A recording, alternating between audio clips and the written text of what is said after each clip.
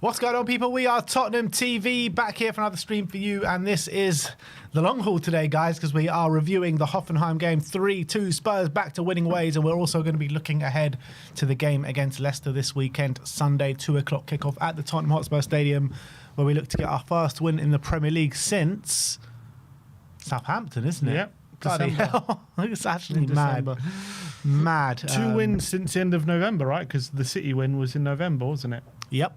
So we've had 2 Premier League wins since the end of November. Well, I think it's time to get back to winning ways this weekend. It's been time for a while, I think. But yes, look, we've got the taste of 3 points. It's a sweet taste. We haven't tasted it in a while. It's rarity these days. We have that. We get to, but maybe now they've got the taste for it. They get makes them hungry, as Decky said.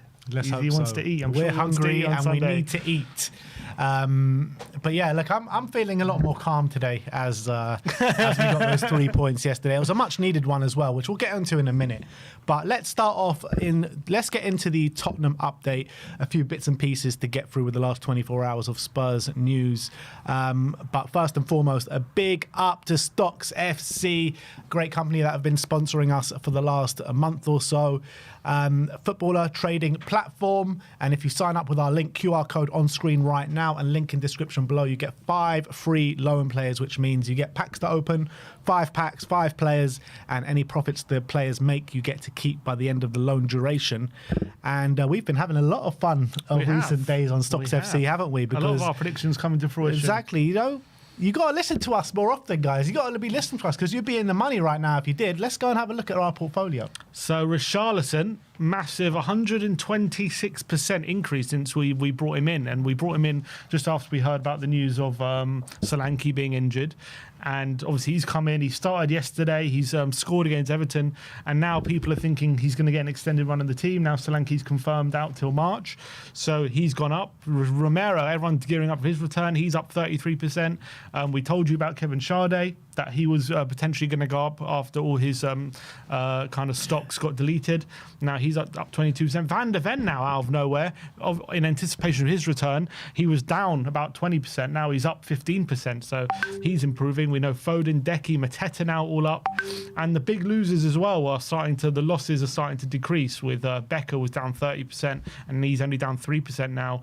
And then Son as well, he was down about 25, he's only 16, and Maddison as well getting close. So our portfolio is looking healthy at the moment. Yeah, we are currently on a $16 profit, where a week ago the account was showing a loss. So very happy that I think the success story so far is definitely Richarlison with 126% profit. I'm telling you, if we got him in before the markets knew about the move. If he gets a couple more goals, guys, he could be shooting right up even further. Absolutely. But that is Stocks FC. We'll be giving you daily kind of what our thoughts are on the markets, who we think is going to be the movers. And yeah, we've been pretty good. We're pretty on the money so far. So yeah, obviously only put in what you can afford to lose. It's not supposed to be to make a second wager or anything like that. It's just a bit of fun, guys. But link is in the description below. QR code on screen. Go show Stocks FC some love. But let's get into the Tottenham update, and let's start off with some injury news. As Ange has been speaking in the press conference today, and he says Jed is still sore from the weekend. He got a knock, so he's a doubt. Pape's still a doubt. Reguilon should be okay. With him saying Reguilon should be okay, does that kind of think that maybe he wasn't okay a few days ago? Potentially, but he was on the bench, wasn't he, against Everton, albeit he didn't come on. So I don't know whether something happened in training with him or not. But it's interesting that he mentioned him, because obviously he's been very reluctant to use him this season, and a lot of the time he hasn't even mentioned him in press conferences, and now he's saying Reggie should be okay. So maybe that implies that he's going to be starting on Sunday. I think so. Obviously with Gray, completely falling to his knees at the end of that game in exhaustion. We know Spence, as you say, he's a doubt. So I think might have no choice but to put Reguilon in. Unless, yeah, I mean, you can't put... we said about Romero, you mentioned that, have you? Romero? No, I was about to get onto that. Okay, yeah, so it's a bit of a weird one with Spence, because he's had a week break and nothing suggested he was... Because he played 90 minutes, didn't he, against Everton? He just said he was feeling sore after the game. So maybe be on the bench. Yeah, I hope so. And we just don't need more injury problems right now. Last night in Hoffenheim, we had 11 senior players. That's all we had, with Mikey Moore and Will Lancashire being the most experienced players on the bench. So we just can't afford any more players to go down. We really can't. And we need signings through the door, people, desperately. We needed it desperately 3 weeks ago, and we're still sitting here 24th of January with no signings. But Spence is definitely a major concern going into it. He also was mentioning Cuti Romero and Mickey van de Ven. He says they're the next cabs off the rank in terms of the long-term ones. So they've got a bit to do in terms of getting some training into them with the team. He did mention, I think, before the game yesterday that Cuti will probably be a week to 10 days. Yeah. A week. When did he say that? I think before the game, before the Hoffenheim game. A week to 10 days. I don't remember him saying that specific. But yeah, he did. Did he? Yeah. A week to 10 days. So maybe it's a Liverpool game that we're looking at. And obviously Mickey van de Ven will be returning to training next week, we've heard. And that's kind of, it hasn't been confirmed by Postecoglou, I don't think, but has been kind of insinuated. He said next week he'll be. Yeah, he did say it. He said next week he'll be returning to training, but he said he's going to be. You have to be very careful with them, and the plan is to get a lot of training in them before they're ready to kind of come back into the team. And he said mainly Romero was with the team yesterday just because it was a slower kind of session, he said, slower paced one. Obviously, everyone's focusing on recovery. And he said it was giving the team a bit of a lift, having them training with him and seeing that he's very close to returning. So that's obviously positive. Let's just hope he's back as soon as possible. But we know what happened last time. So I'm guessing they're trying to not have a repeat of that. Sakuti's being used as like a cheerleader morale booster at the moment. Well, that's better than nothing at the moment, I guess. So we'll see. We'll see when he's back. He's obviously not going to play on Sunday. Probably not on Thursday as well, but maybe that Brentford game I think he can target. I think just keep these two on ice until the Liverpool game, if possible, for Van de Ven to make the Liverpool game, but for particularly Romero. I think just keep them on ice till the Liverpool game. Maybe but it's also a risk just to throw them in straight away. I'm saying maybe get moments off the bench. That's what I'm saying, yeah. So I wouldn't want them to start Brentford, but maybe 20 minutes at the end or something. Yeah, I think it's important to get a bit of legs in them before the Liverpool game, just so they get a bit of a feel. They're not coming back into it completely rusty. Yeah. But obviously, look, these are players who have had injuries before, so it's not like they're not used to coming back from injury. So I'm sure even if they do come straight back, they could do a job. But I think you want to try your best to get them back into that game at the best condition possible. Yeah. L'Equipe are saying Wilson Odobert should return to training in early February, pretty much in line with the news that we brought you a couple of weeks back. So that's a positive because Paul O'Keefe was saying potentially not until late in the season. I don't know what late in the season means. Well, it seems, as we've said, like the defenders are coming back in a clump, and then maybe the forwards are going to come back in a clump as well, with Odobert, Werner, Brennan as well, all going to come back similar time. Obviously, Solanke not till March, unfortunately. But it's just how the situation's going. And then, I don't know, when hopefully Sarr and Basuma, they're not too bad. I think he said on Basuma, he's a doubt for the weekend, but he's hopeful he'll be fit for Elfsborg. So hopefully that means he's not too serious. Yeah. And Sarr, we'll have to wait and see on Sunday if he's in the squad or not, I guess. Yeah, I think Sarr is hit and miss for the weekend, so hopefully he won't be out for too long. And then Paul O'Keefe said something as well in line with the information that we've been giving you over the last couple of weeks, saying Destiny Udogie is on track to return in just over 3 weeks' time. Yeah, which is actually a fairly positive update because we thought potentially he could be out for longer. In the sense that he got a hamstring tear, I think, and at that point you're worried. Obviously, it's going to be longer than it has been. He got it into the Southampton game, so I guess that would have been 3 months already, wouldn't it? Would that be 3 months by the time it comes around, February 10th? Yeah, because he got injured. The Southampton game, which was mid-December, wasn't it? Was the 15th, 2 months, 15th of December. So it would have been 2 months. Yeah, I guess just shy of 2 months. Yeah, which is I guess what we heard. But there was always a fear it could be worse than that. So let's just hope he comes back in good condition. But again, you're just worried he comes back and we've had so many re-injuries. I think that is the big issue when we're talking about this injury crisis is the fact that this season we've had so many players come back and get re-injured. There's almost the reason why I think everyone is so down, and obviously we know the results are awful as well. But I think a lot of reason why no one has a lot of hope that we're ever going to get back to a situation like we had earlier in the season where we didn't have as many injuries is because we've had so many re-injuries. So it's hard to believe these players are just going to come back and stay fit when so many times this season they've come back and not done that. So that is obviously, as much as I'm happy these players are coming, there is still that niggling thing where you're saying they're coming back, which is great, but are they going to stay back? Because they haven't so far. It's also on top of that as well, whenever we seem to get players back other players get injured as well. So, look, we just need to get players in terms of the transfer window, and we need to get players back and get them fit and not basically introduce them too early, and be very careful with all the players that we're bringing back at this moment in time.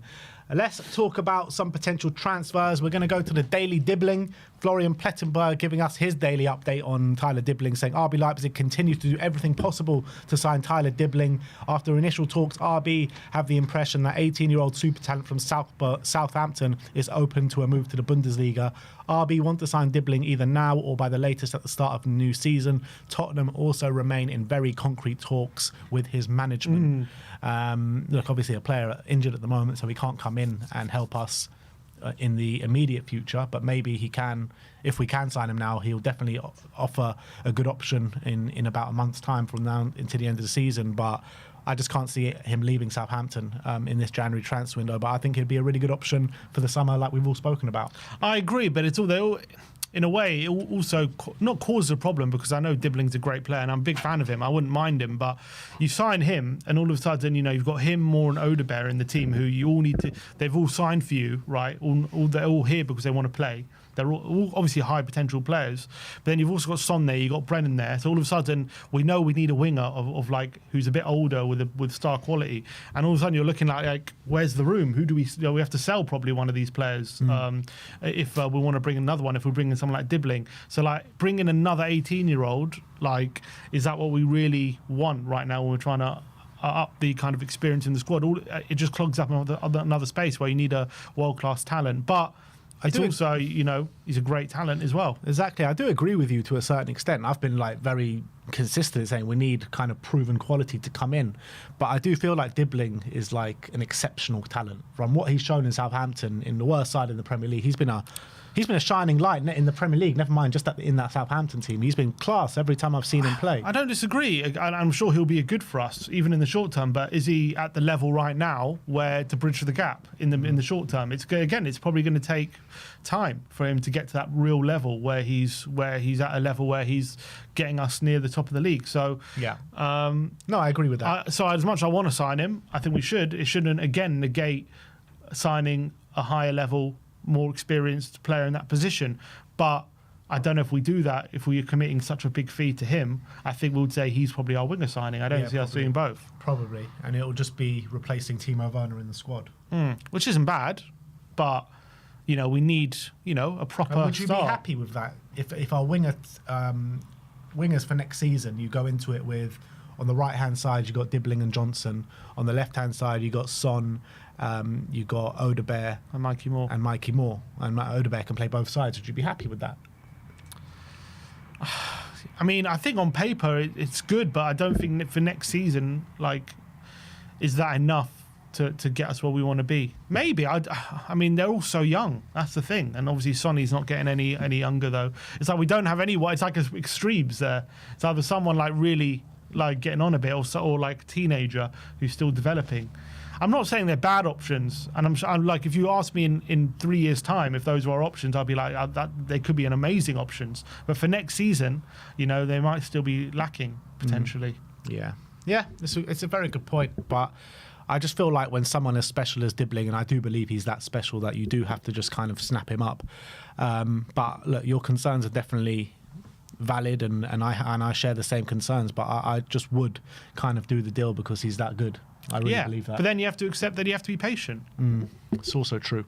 And you're not accepting that right now. Yeah, I know. When we've done exactly the same with Bergwijn and Gray. That's what we've done. I know. And to be honest, those are two of the players that I'm very happy with this season. I'm very happy with Bergwijn and Gray. I actually wanted to get consistent minutes before they started getting consistent minutes, and they are good enough to provide on the platform that we want them to provide and at the level that we want them to provide. But you're talking about being patient. I mean, we're 15th in the league. That's where we shouldn't be. We shouldn't be 15th in the league. No, I understand that, but that's a different scenario. But I'm talking about being patient with these players, giving them time to bed into the team and signing these players at the expense of more experienced ones because they're such great talents. That is what we've done. And I don't mind going that direction, but we have to be patient with it, and we can't just chuck it all away. I think if at the moment, that's my opinion anyway. You do think though, with bringing in Dibbling and Son going into the last year of his contract, you do think like there could be two wingers that could potentially be brought. Maybe not for next season, but in the next 2 seasons. Yeah, hopefully.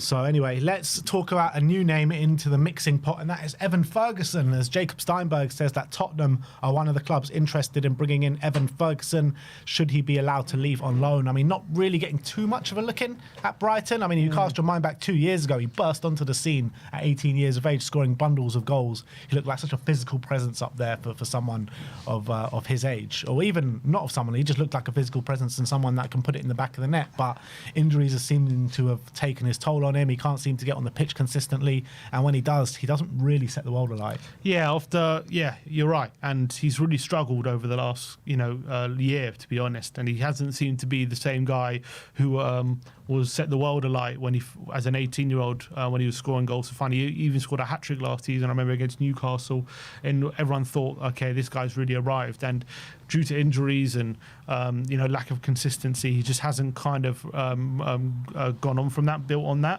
and he's gone from a striker that was potentially worth 100 million, and all of a sudden they're willing to loan him out and potentially sell him as well. There's even talks of.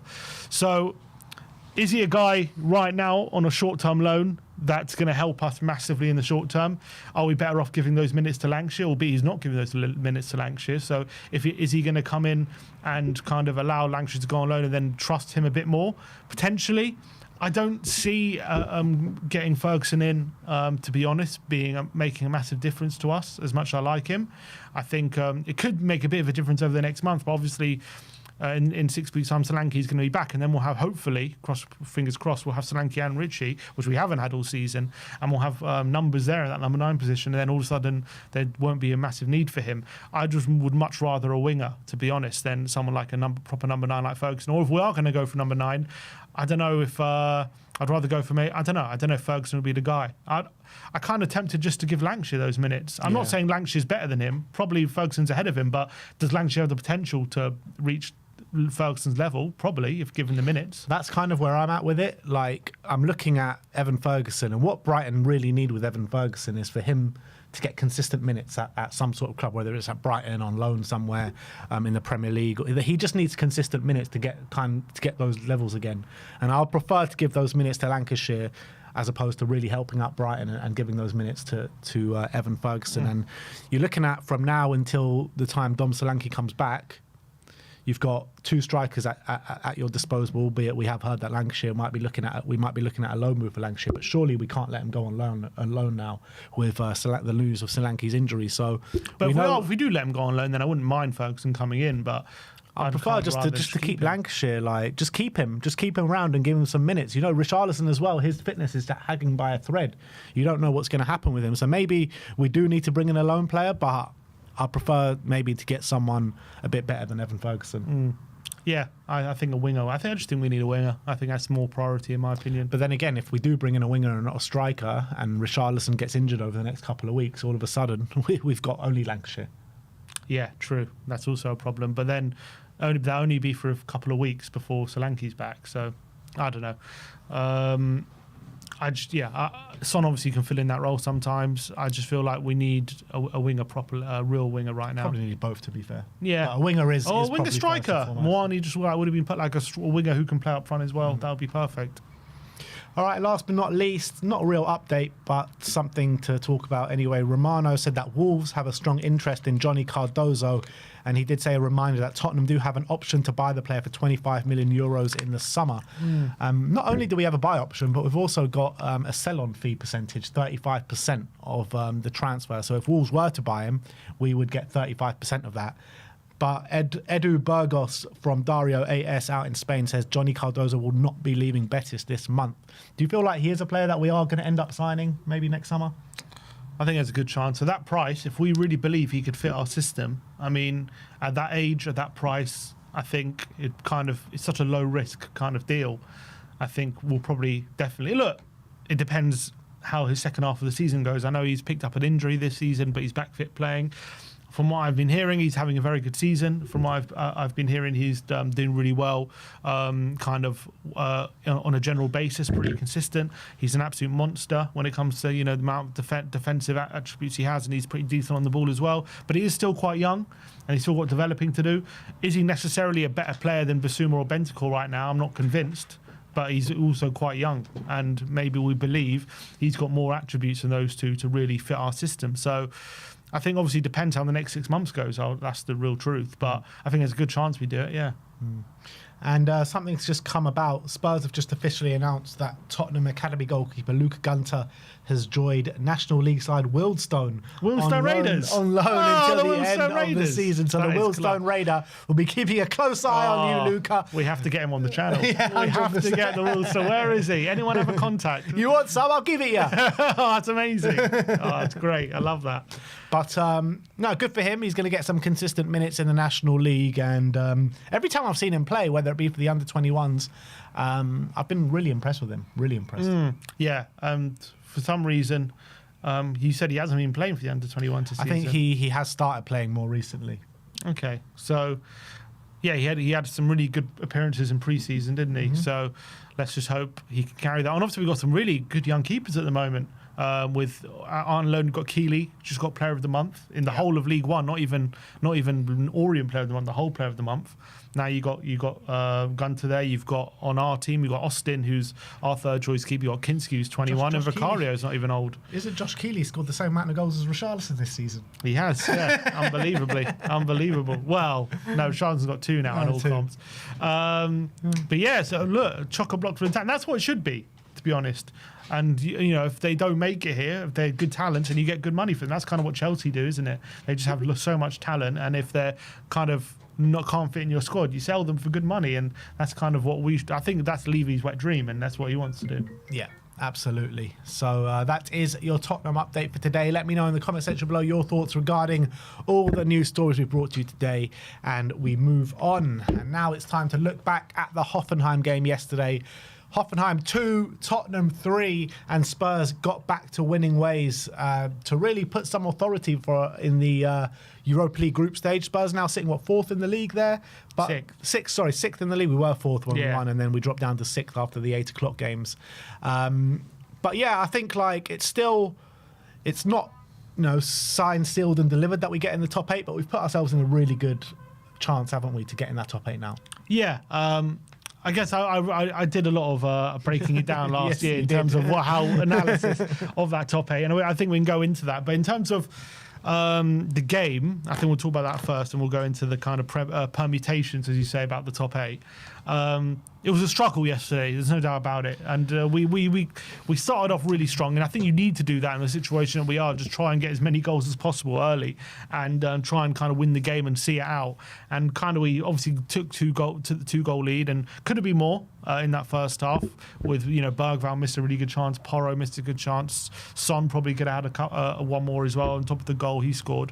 But it was really encouraging how we were so easily opening them up. I guess Hoffenheim maybe similar to what people accused Tottenham of. They were being maybe a bit naive and a bit like they had a lot of injuries, but they were also pressing high and being really aggressive, and they were kind of committing a lot of bodies forward, and Spurs were just picking them off every time down the other end. And I thought we were using all our tools, our armoury, to try and basically open them up. And Porro was that assist for the goal was beautiful from Porro. That long pass over to Maddison. That's a run, by the way. Maddison, every game he seems to get at least one chance making that run. Sometimes he takes it, sometimes he doesn't. He could be sometimes doing more with those chances. That's something that he literally said that in those words, didn't he, in the post-match interview? Yeah, well, I think it's true. I think he does make that run a lot, and I've noticed that. And we look for him, especially early in the game. A lot of the time he makes those runs. It's kind of Dele Alli-esque, people have been calling it, that little late run on the shoulder of the defender, looking to get him behind. And it's something that Dele Alli Toby to Dele used to be a lot of joy doing that. And that's something that Maddison does a lot. And I think we should be finding him a lot more in those positions. And obviously we did on this occasion. Took it beautifully, and it was a perfect start. And then at that point it looked like it was going to be a case of how much Tottenham just kept striding forward, especially when we were kind of being very direct, winning the ball in the middle, and bam, we were springing on them. Sonny was running in behind. You had Decky, I thought, doing well on the right. You had Maddison, I thought, pulling the strings. Bentancur, I thought, was brilliant for a lot of it. And Hoffenheim just barely troubled us. But then, after about 35 minutes or so, 35 minutes, they did start to come back in the game. And that's when, tiredness really started to seep in for Spurs. And we were watching it together, weren't we? And we said, at 2-0, you just need to get that third goal to put the game to bed, really. And that's all it was missing from our performance in the first half, because we came out on fire, really. We really did. With 11 senior players fit in the squad, we had to come together, and I think that's exactly what we did. And I gave the players a lot of credit, because even in the times that we were coming under pressure, at the end of the first half, in the second half, I felt like the players just gave everything that they could yesterday. They really did, with 11 fit players and a lot of them tiring and a lot of them having to play so many minutes over the past month or so. The effort that they put in yesterday was nothing short of remarkable.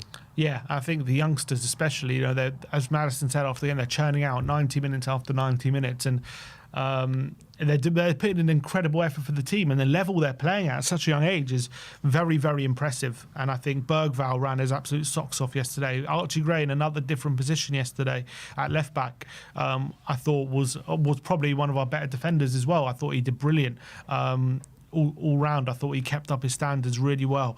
But on this occasion, unlike maybe on previous games, Sonny, Maddison, Bentancur, some of the senior players really stepped up and really performed. And that was to their credit, and it really helped the team, because the youngsters have been putting in a massive shift in recent weeks. And it just feels like the senior players at the moment are not performing to the level we know. Look, I know there's reasons for that and there's excuses for that, but they're too often not putting in the level of performance we need them to put in. And yesterday that was different, and they really stepped up. It was, and I thought Maddison was doing such a great job for us. What was goal and assist on the day in the first half. Brilliant stuff from Maddison. Sonny was electric down that left-hand side. It was the best Sonny performance we've seen in a long time as well. And, he came up trumps when the team needed him as well. It's 2-1. It's a precarious situation. Probably every single Spurs fan watching it would be like, oh, here we go again. We're not going to win this game. Hoffenheim are cutting us open. We look tired. We look lethargic.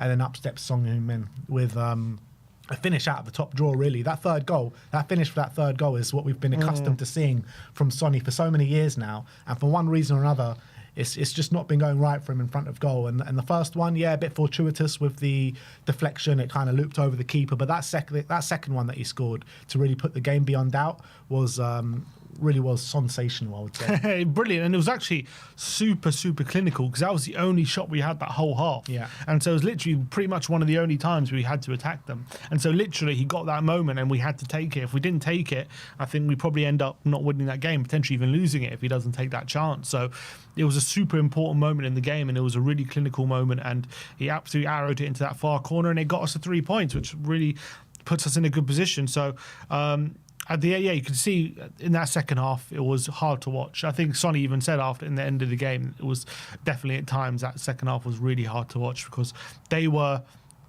they kept playing how they were playing. They probably upped the aggression even more in that second half with man-to-man marking, and we were kind of just forced to going long, really, and we couldn't get out. We couldn't get out at all. It kept coming back at us. They were winning all the duels. We weren't being aggressive enough. Obviously, Mikey Moore came on, and that helped relieve the pressure a bit. But even with him on, it was really difficult for Tottenham to kind of keep the ball in whatsoever. And it just looked like it was a matter of time before Hoffenheim were going to take advantage. They hit the bar through Kramaric. They had the penalty that was overturned when Austin clearly got the ball ahead of the Hoffenheim striker. Wasn't it? How strange was that penalty decision? Because obviously they give the penalty, and then they wait up until Kramaric has the ball, putting it on the spot. And they wait until basically he's about to run up and take the penalty to go back to VAR.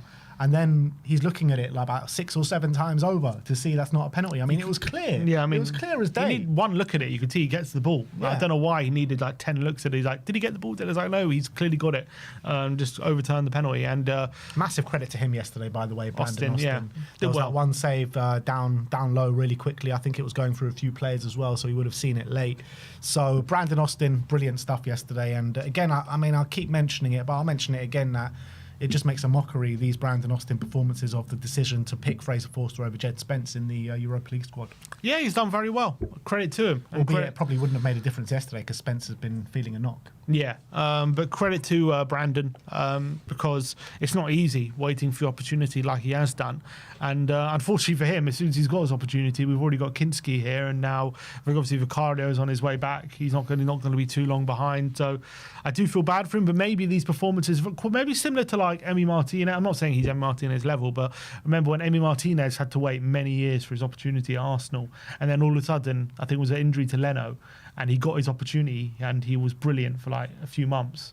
And then off the back of that, he didn't become number one, but he got a move to Villa off the back of it and really made a career out of himself. So maybe Austin is looking at that kind of situation. Yeah, I mean, if I was Austin, I would have a bit more ambition about my career instead of being accepting the third choice keeper at Tottenham, because I do think he's better than that from what he's shown in the last couple of games. That's my point. Yeah, and I'm agreeing with you. I do think he's better than that. However, from a Spurs perspective, we've just given him a 5-year contract. He's signed it. And we need him for the club train numbers. That's the reality. Yeah, that is also true. I don't know what we do with that situation. I don't know who. Do we have more club train for next year? Because what we need is players that are between 15 and what was it, 15 and 21 who have been here for 3 years. Well, Mikey Moore, I guess. Moore is one, isn't he? Is he counted as one, Mikey? No, Moore? because he has not been not for 3 years between 15 and 21. Right. I think that's the rule. I think it's between 15 and 21. Aren't there a few players like Pape Sarr and players like that going to be added to the I think Sarr didn't count because he went back on loan to. Apparently he didn't count. But I'm trying to think. I think Mole might count next year.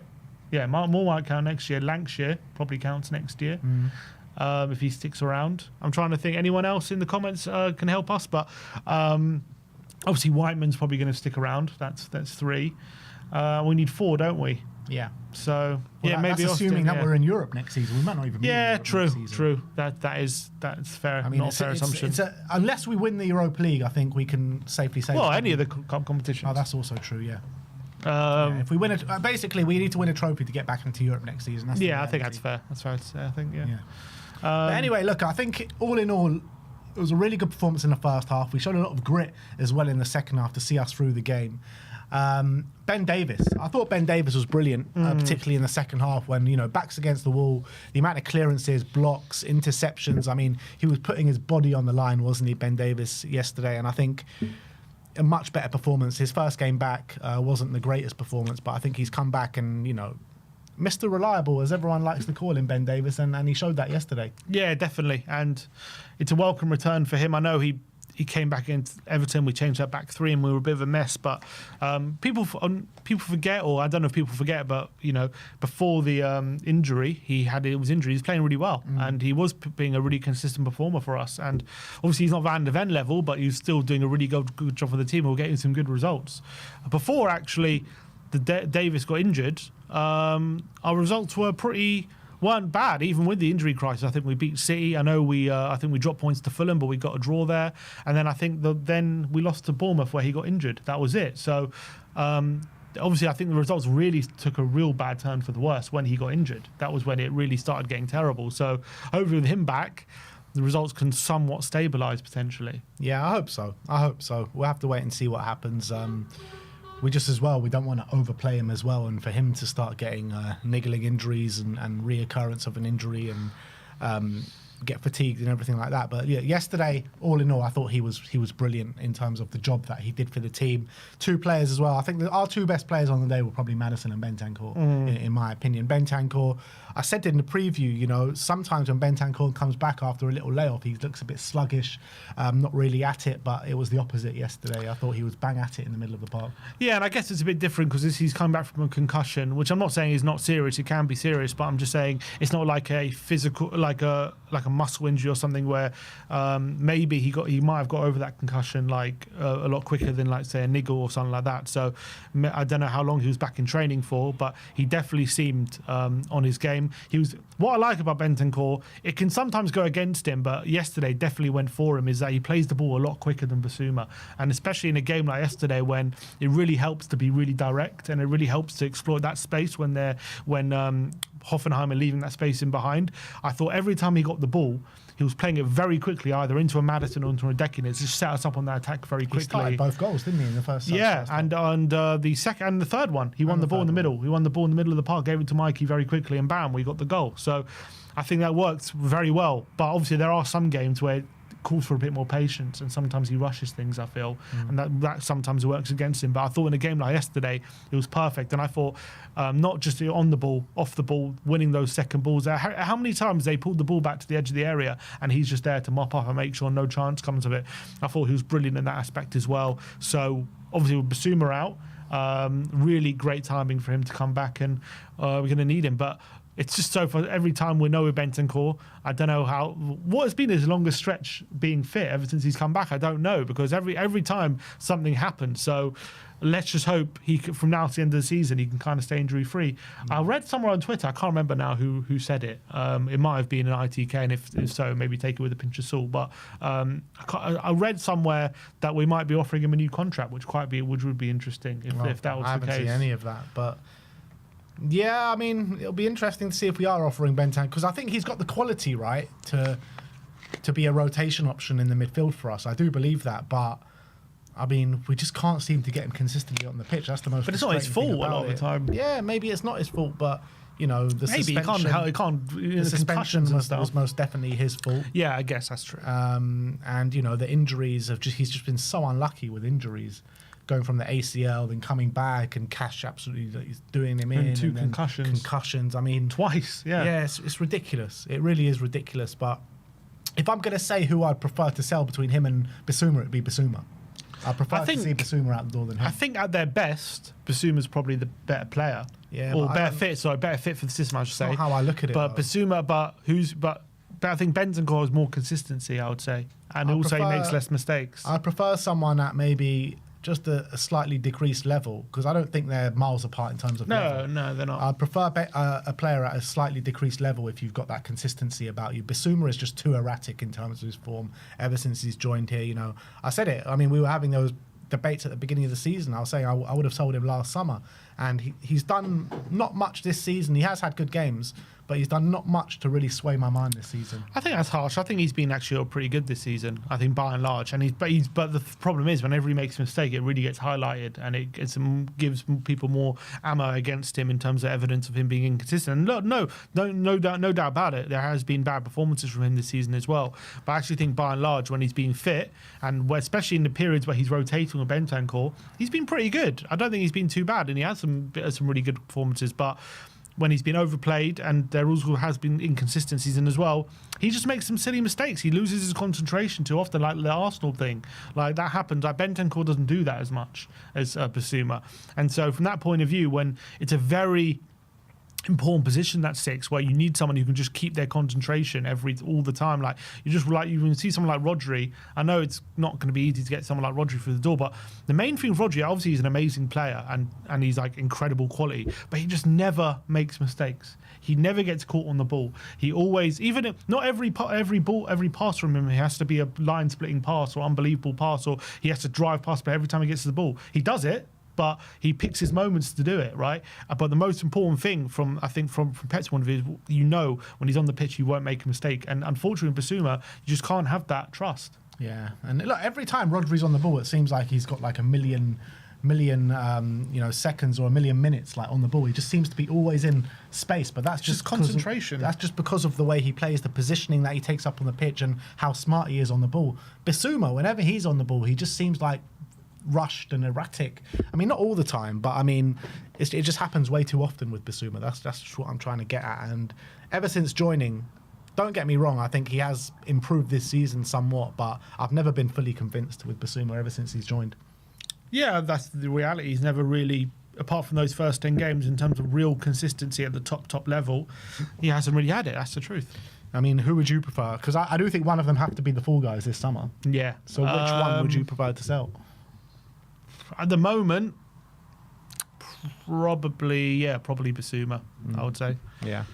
All right, let's go and have a look at the group standings. So we are 6th on 14 points. Lyon are 5th on 14. Man U are 4th on 15. And then second and third are Atletico Bilbao and Frankfurt on 16, and Lazio top on 19. And then if you look below us, you've got 2 teams on 14, the same as us, at Anderlecht and FCSB. Galatasaray, Bodo Glimt 9th and 10th on 13th. Victoria Pilsen and Olympiacos on 11th and 12th on 12. And Rangers and USG on 11 points, with Ajax and PAOK on 10 points each. So, Yeah. I mean, it does look very tight in terms of the numbers and in terms of how many points the teams are on. But with one game left and with a few of these teams playing each other, you do assume that a point will probably be enough.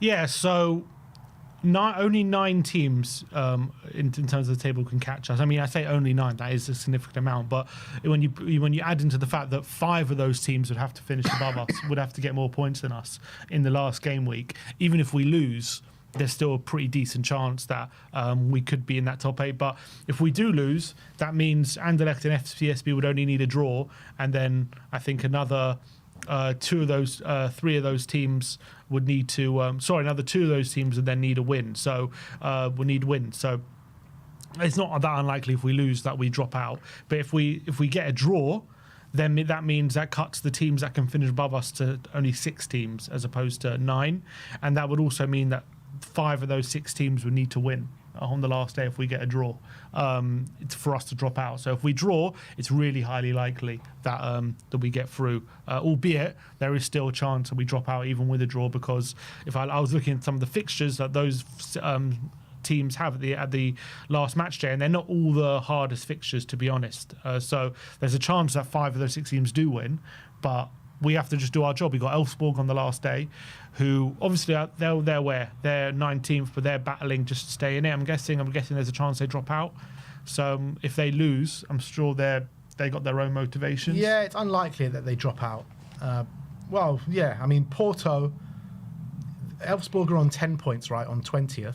So they need to drop below 24th, and 25th is Porto with 8 points. And so then, they need 5 teams. And then 20 are on 7, Braga are on 7. It's very unlikely Elfsborg drop out, to be fair. Yeah, okay. So, and even if they is likely or not likely, there's no excuse for not beating them. But regardless if they drop out or not, they're coming to Tottenham. They're going to want to put on a performance regardless because of the team that they're facing. And I know they're a Swedish team and they're called Elfsborg, so everyone thinks they're whipping boys, but they clearly haven't been. They've won games and they've clearly competed in this Europa League. So they actually beat Roma. Yeah, this isn't a terrible team. They lost 3-0 to Athletic Bilbao. They drew with Braga. Where's the Roma game? I swear I saw them beat Roma. They beat Nice 1-0 yesterday. They beat Karabag. They lost 4-3, I think, to another to Galatasaray, team. Wasn't it? 4-3 to Galatasaray. Yeah. Yeah, and they beat Roma 1-0. Right, so they've played quite well against some really good teams. Yeah, but I mean, the wins that they have got, the good wins that they have got, have all been at home. So away, they've struggled. Yeah, fair enough. And I'm not saying there's an excuse for beating them. My only point is it's not going to be this 4-0 game where at the beginning of this group when should be though, maybe, but yeah, it probably should be if we were at our best and fully fit. Probably should be. I think at this point I don't think it will be, to be honest. If we played like we played in the first half yesterday, it's what it should be. But yeah, I'm not disagreeing that's what we should be aiming to do. I'm just saying they're clearly not an absolute terrible team. They're clearly capable of getting results. And this at the beginning of the group is my point is at the beginning of the group, you would have expected them to be, near the bottom of it and probably struggling to qualify, and they're not. They're actually doing quite well, and they're looking like they're going to qualify for the knockout. So clearly they're not an awful team. So we can't take that for granted, is my point, that we're just going to win that 3-0. It's going to be a tough game. It is true, but 3 away games, 3 losses, -5 goal difference. I mean, if Spurs get anything less than a win in this game, it'll be bitterly disappointing, bitterly.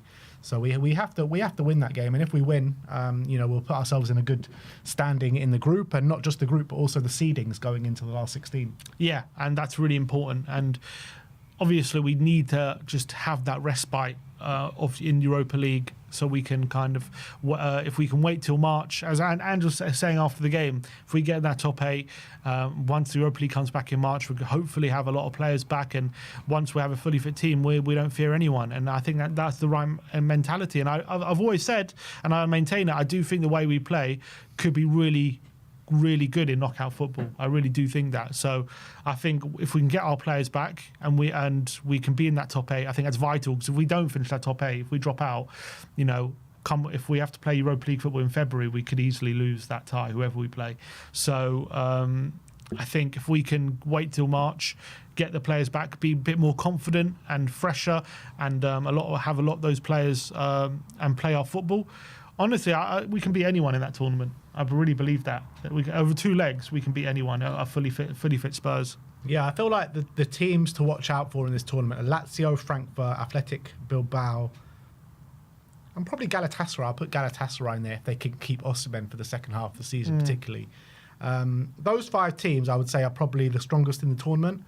And I think, yeah, you're right. On our day, we can beat any of those on our day. Over 2 legs, yeah.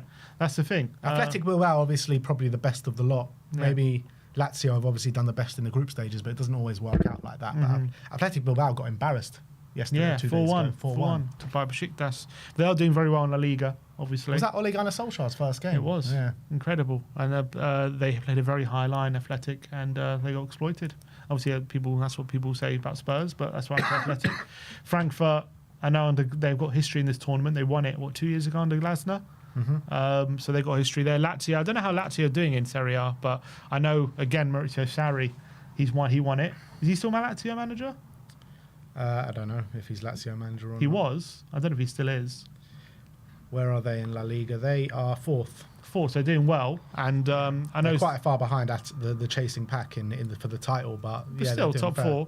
4. Is he still Lazio manager? Italian? No, I don't think so. Yeah, he's still Lazio manager, and he won it with Chelsea, didn't he? So he has history in this tournament. So I'm not saying it's going to be easy by any stretch. I'm just saying over 2 legs, I don't fear anyone. Yeah. All right, look, that's where it is. So I think that win yesterday really we just needed that. Not just in terms of the group phase, not just in terms of Europa League, but just I think for all our own sanity, we just needed a win to really celebrate. And it was a good first half performance, very tired second half performance, but I think we showed a lot of grit and good mentality to see the game through, and brilliant from Sonny to get the ball in the back of the net and finish the way he did. So so great to get back to winning ways and to get 3 points under our belt. But that is your match review. Let us know your thoughts of the game in the comment section below. We've got a super chat to get through before we go into player ratings from Tom Witten. He says, pints for Grandpa's health. Love the content, lads. Up the effing Spurs from California. Big up to you, Tom. Thank you, Tom. Thank you very much. It means a lot to us. A lot of great messages on the channel over the last day when, we mentioned our instant match reaction we were watching with him yesterday because he's not doing so on. So I want to thank everyone who sent all those messages. We're going to be sending them to him, and he's going to really appreciate it. But thank you so much for all the messages that have been sent. Yeah, absolutely. So big up to you, Tom Witten, and big up to everyone that have been sending messages through. So let's get into the player ratings now. Hoffenheim 2, Tottenham 3, and we're going to start off with Brandon Austin. 7s all round for Brandon. He made one really top save, getting down really quickly. It looked like through a sea of players as well, so he would have seen it late. Which in the first half, I think it was 2-0 at the time, so it would have been a precarious situation if we did concede at that moment in the game. And I feel like Fraser Forster wouldn't have got down quick enough to save that. So I think if it does go in, you're probably a bit disappointed because it was actually quite close to him, but he got down really well. And apart from that, I thought he was really commanding his 6-yard box. Didn't have too many top saves to make, but he did his job pretty well. Yeah, and I thought he came for a few crosses as well and was quite strong in that situation. I thought playing out the back, he didn't have to do too many like complicated things. He was no Kinski, put it that way, but I thought he just did his job fairly well. And I thought his shot stopping was pretty good. Any shot that came against him, he dealt with. For the goals, first one, can't really do much with it. Second one, kind of gets caught under the flight of the ball. But again, I don't think he can really come and claim it. It's a really good cross, so I'm not going to blame him for it. Obviously, he got nearly caught out with a chip, didn't he? With a chip from the kind of edge of the area, which was dinking to the far post, but luckily for him, it went wide. But that save in that first half was really impressive, and I thought by and large, there was another one where he had to come out and smother really well. So I thought another solid display from him, and that's 2 pretty good displays in the Spurs shirt now. Yeah, absolutely. We move on to Pedro Porro. 7s all round for Pedro, and started the game with a bang, didn't he, with that brilliant ball to James Maddison over the top of the highest quality. Really good assist for Pedro. And I thought he was trying it quite a few times in the first half. He was trying to find players in behind that Hoffenheim high line. And yeah, I felt like from a defensive capability, I think he dealt with most things pretty well. But one of the goals he probably should have done better from, just caught out of position. But I mean, we've been saying about Pedro all day long. But yeah, I thought all in all, with what he's had to go through pretty much all season, particularly over the last month, with the amount of energy he's used this season, I think he's had the most minutes out of everyone in the whole squad. He's putting in such an effort for the team, and yesterday was no different. Yeah, and I thought, obviously, that ball to Maddison was fantastic, and that's something that we know he's capable of. We know he's got that quality. Maddison said he saw Pedro pick up the ball, and he's like, I know he can put it on a sixpence for me, and I made that run. So, fantastic stuff from Pedro. We need more of that from him, albeit sometimes he can be a bit wasteful with it. But I thought, by and large, that was obviously on the ball pretty good. Defensively, though, I mean, again, there was some good stuff, but obviously the first goal, he's quite out of position and on an attack where we're on the attack, and then all of a sudden Hoffenheim just spring on us, bam, he's there on that left-hand side, and it's a goal, and that's something that we've been troubled with for large parts of this season. So it showed its ugly head again, but I thought by and large he put in a pretty solid display. Yeah, Dragoshin, sixes all round. I thought from a defensive standpoint, you know, he made a lot of important blocks and tackles and stuff like that. But I mean, it's the same thing, isn't it, all the time with Radu Dragusin, where you know he's got the defensive capabilities, but when it comes to on the ball and really starting moves for us from the back, when you're trying to play out the back, I mean, he's found wanting more times than not, and it's actually so frustrating with Radu, because that's the way we play, and that's what we need from our centre-backs. I know, he just seems to panic a lot, doesn't he, whenever he's on the ball, and it happened on a few occasions yesterday. I thought there were a few times as well he got caught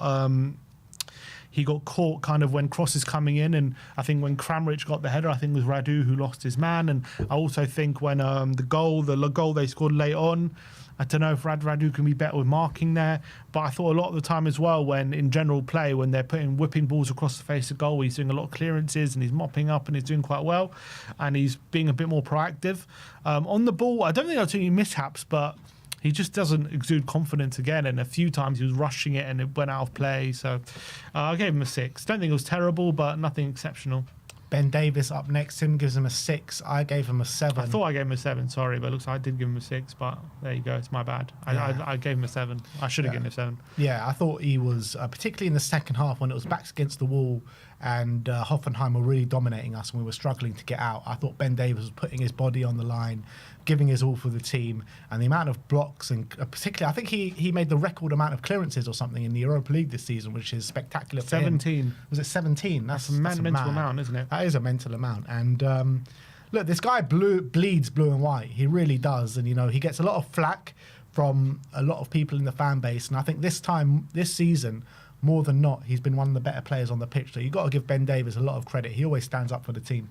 Yeah, he did really well. And considering as well, he shouldn't have played 90 minutes on the weekend. Was probably really difficult for him to play another 90 minutes yesterday. He's done exceptionally well, and we're asking a lot from him. Could have ended up in another situation like, you know, Romero van der Ven when they came back and got injured, but it didn't.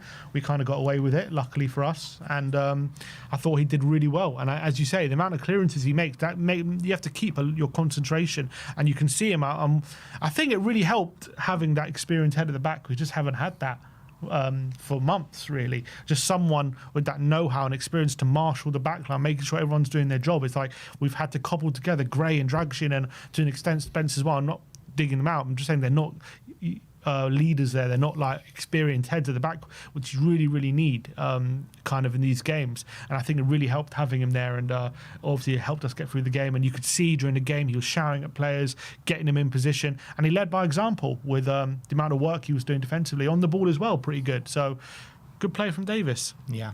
Archie Gray up next. 7s all round for Archie. I mean, this guy, man, the effort that this guy is putting in for the team at the moment, no matter what position you ask him to play, the Swiss Army knife. He really is, and he exceeds expectations every single time. 18 years old midfielder, filling in at centre back, filling in at left back, anywhere but central midfield pretty much. And every time he plays, I'm just so impressed with him. And you know, there was a moment right at the end of the game when I think it's 3-2 at that point, and Hoffenheim are attacking, and he kind of just nicks in front of the attacker, and he just so calmly just plays his way out of trouble and does a little bit of a turn and just passes it out the back. And I mean, this guy, nothing phases him whatsoever. And when you're looking at an 18-year-old to do what he's doing right now, it's just exceptional. It really is. And he's so calm and composed on the ball. He's strong in the tackle. He's aggressive as well. I can't praise Archie Gray enough. Honestly, and he has so much quality as well. The composure he plays with. There was a point in that second half, he was getting down, in the first half, getting down that left-hand side, putting balls into the box on his left foot with quality as well. It's like this guy's ability knows no bounds, and I think defensively, he was the one in terms of where they were getting joy. I know the second goal came from that ball from the right-hand side, but I thought by and large he dealt with a lot what came at him down that side, and I thought really, really solid display from Archie Gray, and he's just doing unbelievable job. And you could see right at the end, dropped to his feet at the end, dropped on the floor in exhaustion. He's just played so much, and he's still keeping up his standards. But I'm sure he's loving this experience at the moment, Archie Gray. As much as the results are bad, like his development, I think it's going to do him wonders. It really will. It really will. And I think he's one that really deserves probably a rest this weekend against Leicester. If you can play Reguilon at left back. Porro needs a rest as well, but I think Archie at the age of 18, you just need to give him a rest, don't you? I agree. Let's move on to another 18-year-old star for us, which is Lucas Bergvall. Sim gives him a 7, I gave him a 6. I thought, again, like very aggressive in the middle of the park, on the ball.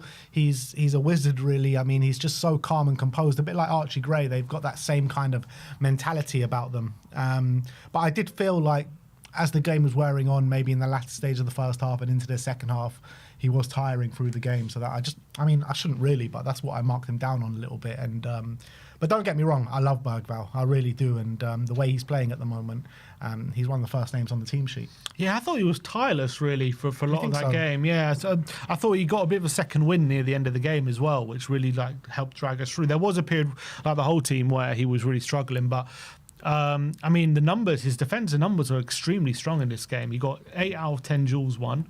He also made 5 tackles as well. 1 block shot. Like, he was really everywhere. 2 out of 2 dribbles attempted, completed. 1 shot on target as well. Obviously, that was the header he should have buried. To be fair, had to score that chance. But I thought it was a really, really kind of strong showing in the middle where he was really combative, and that's what I love about Bergvall. For all the pretty play, for all the pirouettes or kind of moments where he glides past players, he's also got that grit, and he's got that kind of steel about him to put a foot in. And I thought, really, really good.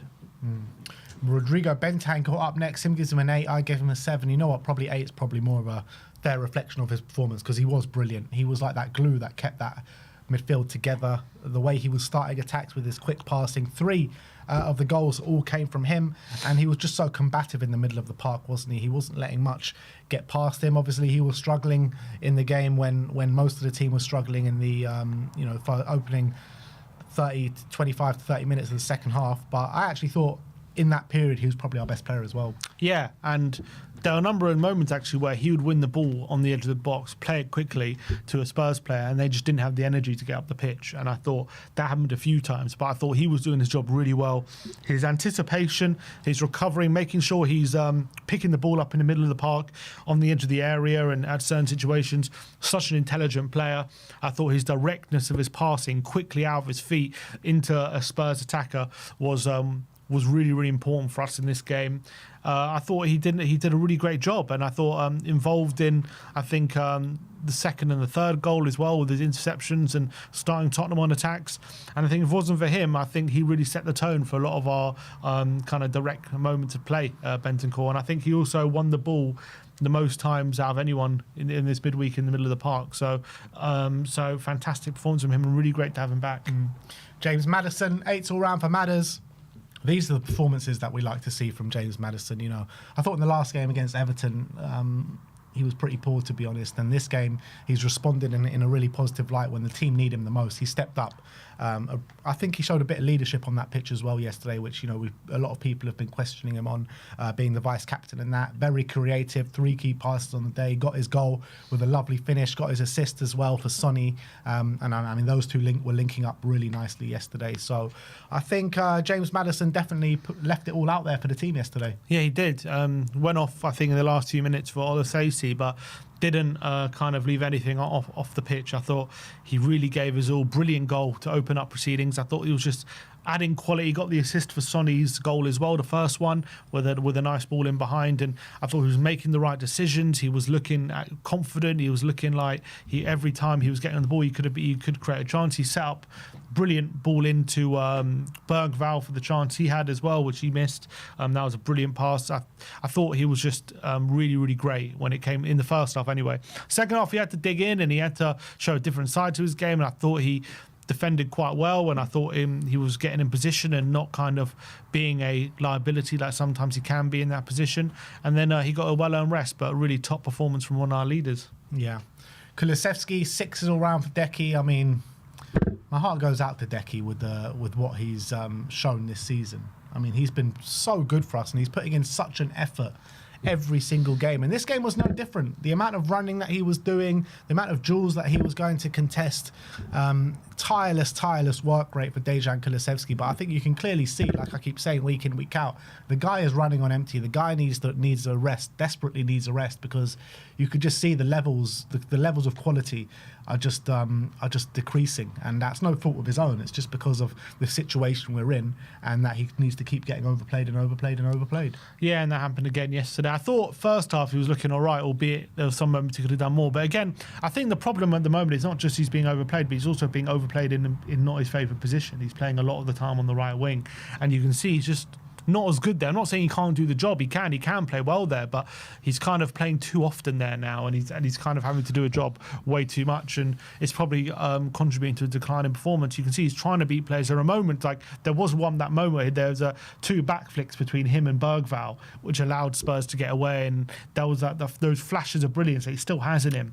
But unfortunately, that consistent level he was showing at the beginning of the season, we're just not seeing that at the moment from him, and he's really struggling to keep up that kind of intensity and energy levels that we know he's capable of for 90 minutes at the moment, albeit he's still got great physicality. But even in those moments, he's still got moments of quality, which he showed yesterday. But unfortunately, he's just not the same level at the moment. Yeah, and Son Heung-min, 8 all round for Sonny, and Sonny was back at it yesterday. Another player that just desperately needs a rest, and he's getting overplayed and overworked, and he gets 2 goals yesterday, and the third goal is a goal of the highest degree when the team needed it the most. Our captain Son Heung-min stepped up for us. He gets the goal that makes us 2-0 in the first half as well. We got a bit fortuitous with the little deflection that takes it over the keeper. But I thought, he was bang at it on that left-hand side, and he was a constant threat throughout. Yeah, for sure. And a lot of people didn't want him to start yesterday and say he needs a rest, and it's probably true. But he started and he stepped up, and he really kind of gave a really big performance, a captain's performance yesterday. And there was that moment we plays the ball into, it was a 1-0, plays the ball into Porro, through on one. That would have been an assist if Porro buries that chance. He then takes the lead with a bit of fortuitous, but look, he's got to make the run, and he's in a great position, and you earn your own luck sometimes. And if you keep getting those positions, you know that Son is more likely to bury one than not. And obviously the first one got a bit of deflection, but the second one, clinical finish into the far corner. I thought first half especially, every time he got the ball, he was looking dangerous, and he was making chances happen. There was one moment as well, he cut inside the box, he ballooned it over the bar on this occasion, but again, just continuously getting in dangerous positions, more of the positions that we know that Son is dangerous in, which is really important and actually encouraging, because the big criticism we've had of Son when he's played on the left is he gets stuck too much on the touchline, and we don't find him in those positions where he can score goals and do those finishes. But yesterday, he was finding those positions a lot more often, which is really good. Second half, he kind of moved up front, didn't he, after 55 minutes, and after Mikey Moore came on. And yeah, he kind of got nullified a bit, and more because of our general play than him. But the big moment came, and he was clutch, buried it with his left foot into the far post. They called it a kind of catalogue Sonny goal, but he's got a few of those now because, he's got the cut inside, bend it to the far corner. He's got the Sonny zone, and he's got that one where he puts it into the far corner. He scored so many goals. He's got a few classic Sonny goals now, but that was definitely one of them. Beautiful finish, and hopefully, look, what was that now? Technically 3 in his last 4 now because he got a goal against Arsenal. Was that 3? Yeah, 17 goal contributions this season. Not bad for a bad season, is it? Exactly, and I just hate all the hate that goes towards Sonny. That he's past it, he's past the sell-by date, he's washed, he's this, he's that. But still in Jan, he's got 17 goal contributions. The guy is incredible, Madness. man. The guy is incredible, and we're asking him to churn out performance after performance. Twice every week we're asking him to churn out these performances. At the age of 32, with the amount he's being overplayed, I think he's doing a brilliant job for the team. So technically, he's on track for like over 30 goal contributions In all competitions, yeah. and that's a bad season apparently. Yeah. Well, that just goes to the quality of him. Yeah. And last but not least, in the starting lineup, Richarlison. Sim gives him a 6. I gave him a 5. Madison did allude to after the game against Everton. He's not ready to start a game, and I think it showed yesterday, to be honest, because I thought he wasn't physical enough. He wasn't able to hold the ball up. I think every time he went in for a duel, he came out second best, and I felt like when he came off was probably the right time to take him off because I just don't think physically he was at the races yesterday. Yeah, I mean, I think it helped actually having that presence up front. Definitely helped draw attention, and maybe that's why you saw the likes of Maddison and Son get a bit more space, albeit I think it's a lot to do with how Hoffenheim played anyway. Obviously, he did have that one big chance, didn't he, which the ball got played through to him. I can't remember who played it through, but I think it was Maddison, plays it through to him, and his effort was saved by the goalkeeper, and that was obviously his big moment. I thought there were some moments where he did hold up the ball well. There was a moment he holds up the ball in the middle of the park and plays a beautiful half volley out wide to Decky, which set us up on an attack. But then there was probably more often than not kind of him not being able to shield the ball and being bullied and not be able to keep it. And then obviously he got taken off on 55, which is probably pre-planned, I'm guessing, because we just need to manage him at the moment, especially with Solanke out. We can't afford to get him injured. So we just need to do our best to try and keep him fit and get him to a stage where he can play, a lot longer minutes. So fairly encouraging, but, definitely I thought he looked a bit better in the last 2 games. Yeah, and finally, the last player that we're going to rate is Mikey Moore, who came on for Richarlison after the 55th minute. 7s all round for Mikey. And I felt like he just added that more energy in the front line that we were so desperately needed at that moment in time. And obviously, he got the assist for Sonny with a nice pass, and Sonny obviously did the hard bit. But yeah, I don't think he provided as much quality as maybe he did against Everton and in the second half against Arsenal Alkmaar. But what he did do was just give us that energy levels that we kind of were dwindling in. Yeah, and obviously he got the assist, and I thought he was a bit of an outlet when he came on. Obviously, he came on in a period of the game we were really under the cosh, and he had to probably spend a lot of time defending. But I thought he really did kind of sit in well, and I thought he did quite a good job for the team, and that shows a bit of maturity as a 17-year-old. But I did think in general, when we did kind of go to attack, he was there on the wing. We were feeding him, and that the difference between him and Son is when we feed Mikey on that touchline, that's where he's comfortable. You can see that's where he wants to be. Sonny not so much, but you can see Mikey. Oh, I'm going to sneeze. Sorry, apologies. Bless you. Thank you. You can see Mikey. That's where he's comfortable on that touchline, and you can see excited Mikey he makes me so excited. He wants to take people on. He wants to get to that byline, and you can see that's how he creates his chances. He's a classic and Postecoglou winger, though, isn't he, Mikey? Exactly. Moore? So I think once he really gets a bit of that physicality a bit, and clearly, he's ready to play at this level. Maybe not at the top of his game, but he's ready to contribute. I think he's going to be a top option in this system if Ange is still here. Yeah. That is. And we finish off on Ange Postecoglou. 7s all round for big Ange. I mean, he was on a hiding to nothing yesterday, Ange, with the form that we're on, with the Europa League campaign looking like it was diminishing a little bit after a good start in the first 3 games, winless in our previous 3 games. And we needed a win. We needed to get back to winning ways, and that's exactly what we got. And it was a good performance in the first half. The game should have been out of sight, and that's a credit to Ange Postecoglou for the way he set us up and for getting his players as up for it as he did. A lot of these players are putting in such a big ask and a big levels for Ange in terms of what he's asking them to do on a week-to-week or a match-to-match basis. And yeah, look, Hoffenheim did come back into it in the second half, and we looked out on our feet and we looked like we were running on empty. But the changes that he did make in the game, Mikey Moore coming on, gave us that bit of energy and that bit of extra that we needed to go on and just to really seal off that game. I would have made maybe a few changes a bit earlier than I did for the second change. But look, we won the game, and you got to give him a lot of credit for it with the circumstances that we are in. And he also gave Callum Olasese his debut as well, which he looked all right. Yeah, he did look all right. 17 years of age, Mikey Moore's best mate. They've been together since they were the age of 5, even prior to both joining Tottenham. So, yeah, big up to Callum Olasese. Yeah, and big up to Ange giving him his debut. And I thought he looked bright when he came on. I thought Lancashire as well. Didn't have much to do, but, tried to hold the ball up and was, being aggressive in that last bit. And I thought... And in terms of how he managed the game, obviously people say, we could have lost it and we were 2-0 up and we should have played differently and all that stuff. But you can just see this team is completely out on their feet. They're giving everything for the team. And I thought the first half we came out firing and we got that 2-goal lead, and exactly what we needed going into that first half. And he did have a few decisions to make. I mean, obviously, a lot of people were asking for Mikey Moore to start, asking for Lancashire to start. He resisted that temptation. He kept with Son, and he started Richarlison, which was a bit of a big call as well, considering Richarlison maybe not fit enough to start, but it paid off. We got that 2-goal lead going into that last kind of half an hour, and at that point, obviously, it was a struggle, but we just about saw it over the line, and we got that. A lot of people maybe would have taken off Sonny earlier in that game. He didn't. He waited until maybe Sonny had his moment in the second half, and he had it, and then he pretty much took him off immediately. So I thought he did manage the game overall quite well. Wasn't perfect, obviously, because it was very, very close and we could have easily dropped points in this game. But yeah, fair play to Ange, got the win. But we'll see what cost come Sunday. Yeah, absolutely. So that is our player rating for the 3-2 win out in Germany over Hoffenheim.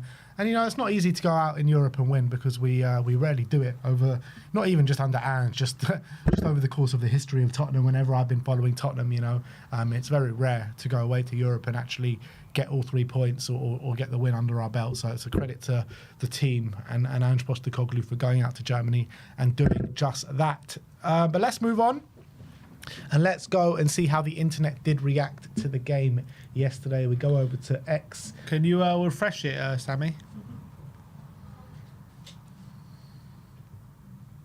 And first up, we've got Tottenham forward Richarlison on TikTok, and someone responds to his post saying, "Rishi, we are 15th, please." And he says, "Don't worry, bro, I play now." Come on, Rishi, that's the confidence we need. Big up. Maybe he can turn our fortunes around, Richie. He's probably going to back himself to do it. Let's hope so, man. Let's hope so, because we know a fit Richarlison can put the ball in the back of the net. We've seen it since he's joined the club. Yeah, well, definitely last season anyway. Under Ange, I think that's fair to say. Under Ange, when he's been fit, I think his probably goal to game ratio is probably really good. Yeah. I don't know what it is for sure, but I bet you it's not a pretty good ratio. So let's hope he can stay fit. Let's hope he can provide an option for us. And we're going to need him. Yeah. WhoScored.com says Ben Davis made a total of 17 clearances for Tottenham against Hoffenheim last night, more than any player managed in a single Europa League game match this season. Shows how good he was and how much concentration he had as well to get those 7. That's a lot of clearances, but also shows how much we were under that cosh in that second half as well, because the amount of times he had to clear that ball was obviously multiple, and he was doing it with his head, with his feet. He was doing a phenomenal job. But fair play to Benny. Come in, and Sunday was difficult, but we need more performances like that going forward. And Who Scored Again says no player won possession more times than Rodrigo Bentancur in matchday 7 in the Europa League, which was 13. Yeah, it just goes to show the effort we put in, and it was monstrous. And I thought Bentancur, again, another player coming back into the team and really stepping up. Talking THFC, look at this video. Look how much it means to them. This is Sonny, Richarlison, and Maddison right at the end of the game. Yeah. Yeah. This is the Europa League game where before, maybe even like 5 years ago, we probably wouldn't have been wanted to be in this competition, but you can see how much this means to us right now and how much this competition means to us. And let's hope we have this kind of mentality moving forward. And I like that, like Maddison, Sonny encouraging, leading. That's what we want to see. Yeah, absolutely. And, it's off the back of after the Everton game, everyone's saying we lack leadership and there's no leadership. Oh, we in need this more squad. from our senior players. And That's we what need everyone's more. saying. Yeah, and I think they did step up yesterday off the back of a lot of criticism against Everton, and rightly so. Rightly so, the criticism came. But you can see they're pretty much like managers on the sideline there. Yeah, and it's good to see. Puberty Sport says Son Heung-min this season, 10 goals, 7 assists. He's at the double, silencing the critics.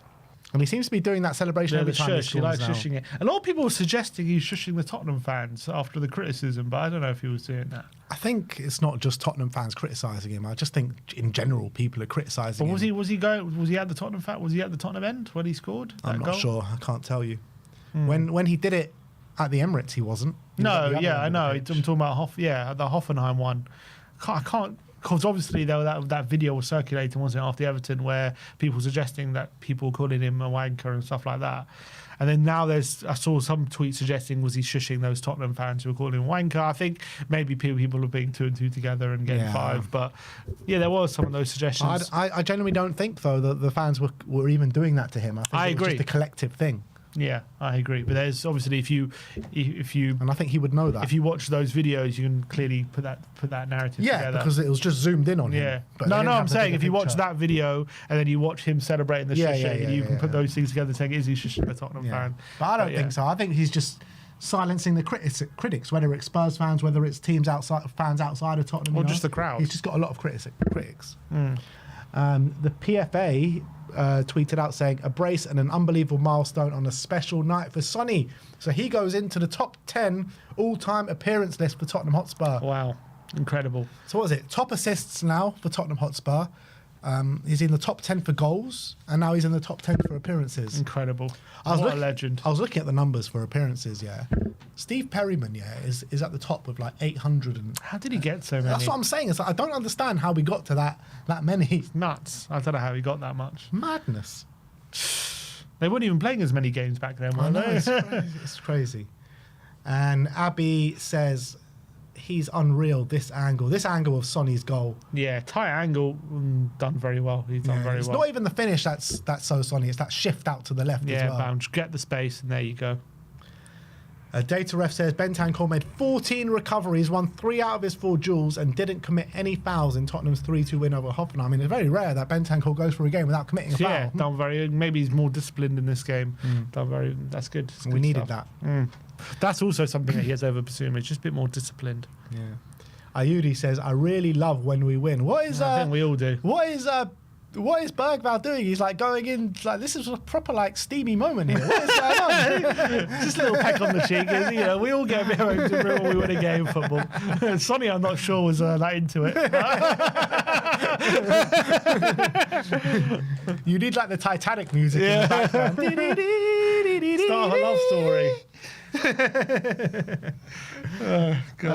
Opta June says 29. Son Heung-min has scored 29 goals in major European competitions, more than double the next highest Asian scorer, which is Kamada with 14. Untouchable.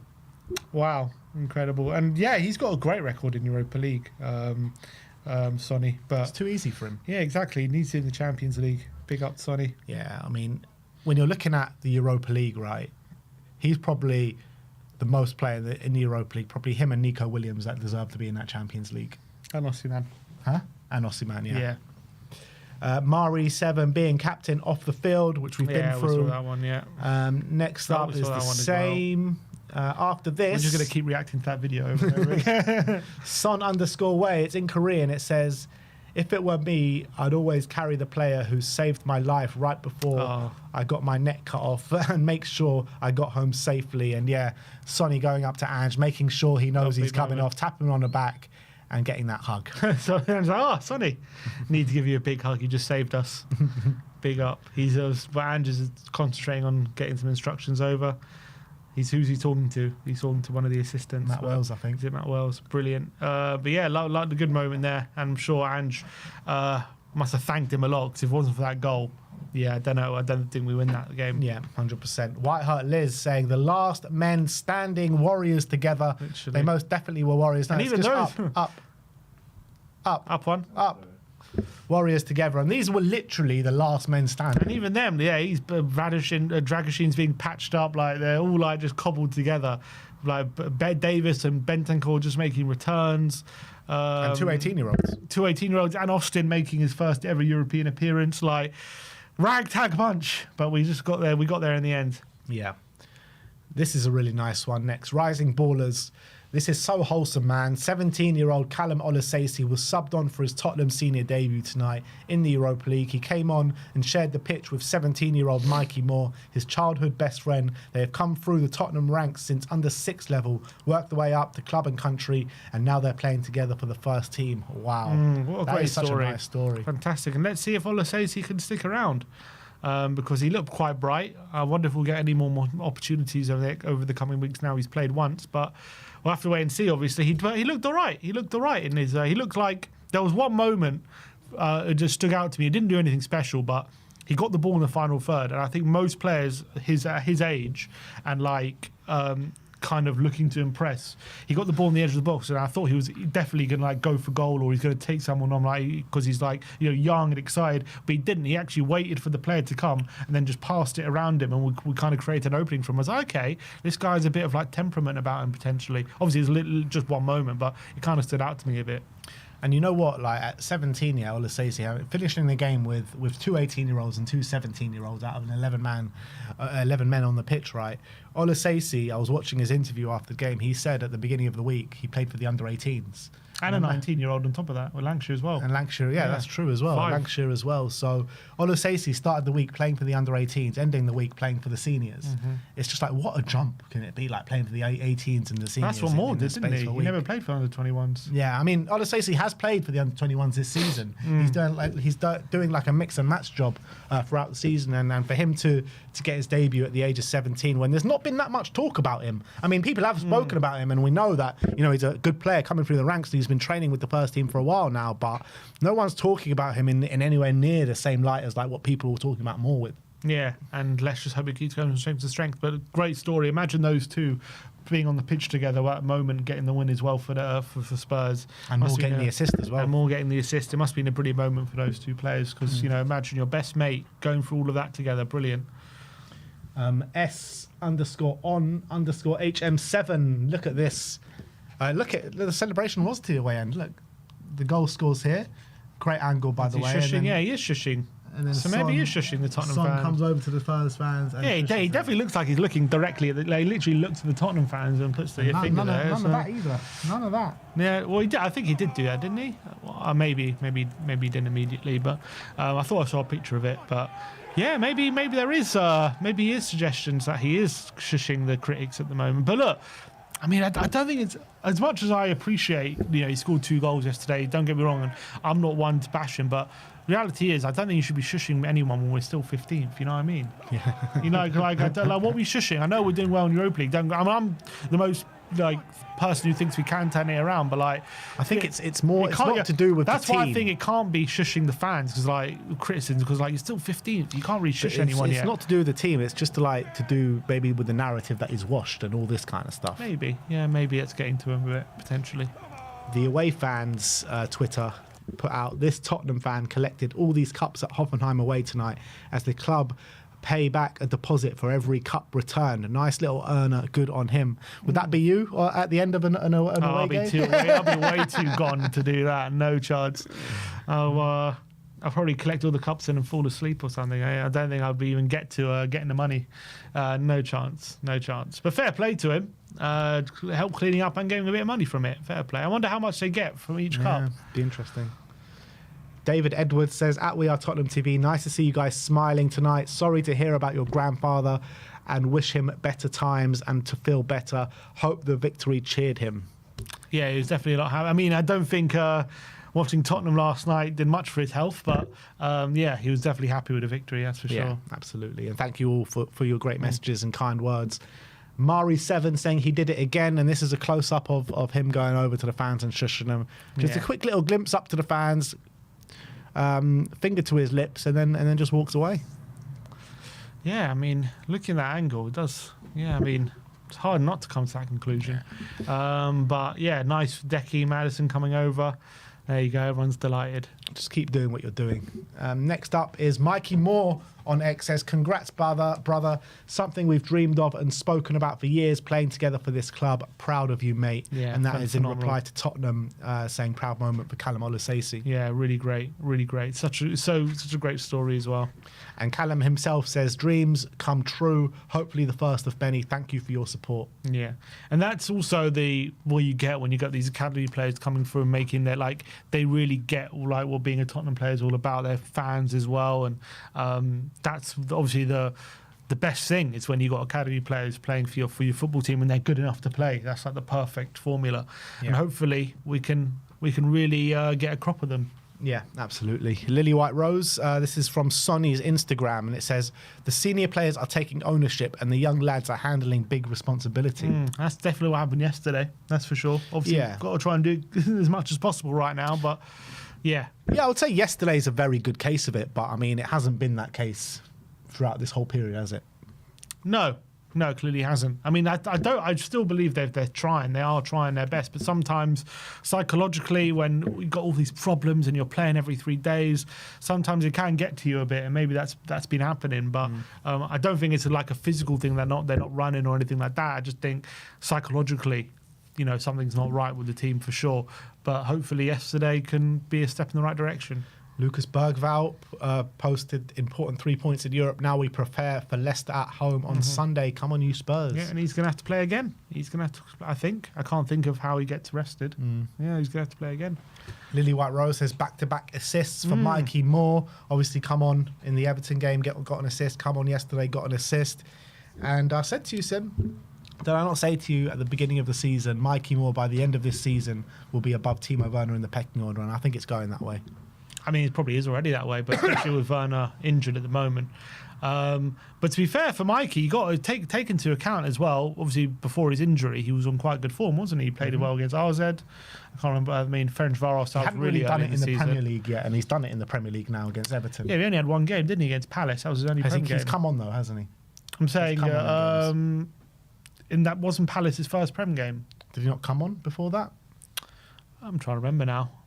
He came on against Man United, did quite well. I remember nearly scored against Man United. Yeah.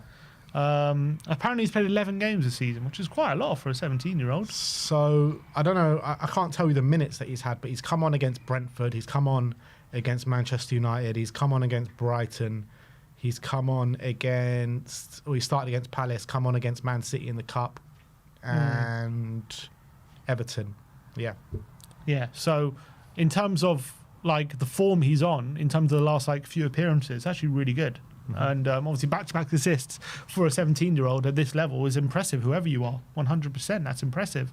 You can't take that, you can't underestimate that, in my opinion. And you know what? Everyone was saying in the comments at the back end of last season, Ben, you're so in love with Mikey Moore. You love this guy, you love this guy, you love this guy. And I think now... and well, not just now, but for what he's shown this season, I think everyone can see why.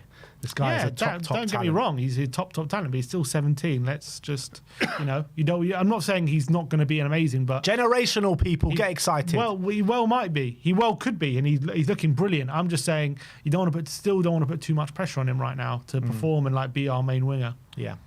Bleacher Report, Son's goals, 10 goals, 7 assists. Look at this look at this post-match selfie from James Maddison. James Maddison sticking together in adversity, proud of the team tonight. And that was our whole team yesterday. Yeah, it's worrying that there's more coaching staff in there than players. They were close to getting their boots somewhere there, I think. Usually when you had those dressing room selfies, it's like the whole squad and it's like a big full thing. And here's like one player's on the table and he's like, he has to recover. They're still recovering, and there's like 3 players there. It's like we're just cobbling everyone together at the moment. And Tottenham tweeted out the Sonny appearance thing, saying he's moved up to 10th in the all-time list. And look at that, what I was talking about before. Steve Perryman, 854. And such a gap to Gary Mabbott, who's on 611. So where do we think Sonny... I think Sonny can get into that top 5, no? I think by the end of this season, he'll be in the top 6, for sure. So we're going to have at least another, 20 games? So 16 in the league. And then Europa League at least another two. three potentially, at least another three guaranteed. At least number 3, yeah. 3, and then at least one in Carabao, at least one in FA Cup. So that's 5. So at least that's a minimum of 21 games we've got left. So let's say he plays like 18 of them, which he might play all of them, but so let's say he plays 18. Depends how long he stays for. If he stays for one more season, I don't know if will he get into that top 5? Can he get over Glenn Hoddle? So definitely 8. How many is away from Hoddle? So he's 54. No, 64? 54. He's 54 away from Hoddle. Yeah. With no European football next If year. he's here next season, if he's 54 away now and he plays like another 20 this season, right, then he'll be 34 away. So he'll definitely get that next season. True. Yeah. I think any injuries. Yeah, barring any. So top 5, and then all of a sudden, top 4, I think, as well. That's another 16 games. So if he's what? Yeah, he can't get into the top 3, but top 4 is achievable. Yeah, top 4. Yeah, I think third Pat Jennings probably going to be a step too far, but I think he probably ends his career in 4th, I reckon. Return of the Shelf says it's mad that we moan about the lack of tactical improvements, but what the fuck are they supposed to do? Ange can't train this lot. They are just recovering or playing. It's whiteboard work and ice bath. That's it. Now they head straight back to the plane to get recovery at Hotspur Way tomorrow. Then pre-game routine starts Saturday, and they go again. I think that is a good point, because like, how are they supposed to, like, everyone like bemoans. I know, and what I'm going to say probably hurts Ange's case for why he changed to a back 3 on Sunday against Everton. But how do we expect them to like train and plan for like different tactical things and stuff like that in the situation that we are in? It's very, very difficult. Yeah, it is true. Not going to. But lie, then why it's change true. it? I guess. I mean that definitely goes against him. The why he went 3 at the back, and and it showed. It looked like everyone was lost at sea. Nobody knew their roles. Nobody knew what they were doing.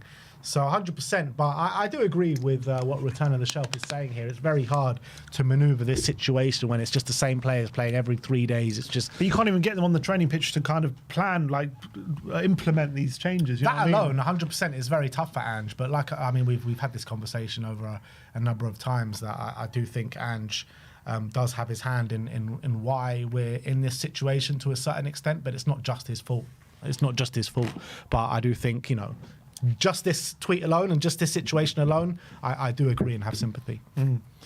Spurs pictures that go hard. That's Sonny shushing the crowd again. Great account, Spurs pictures that go hard. Big fan.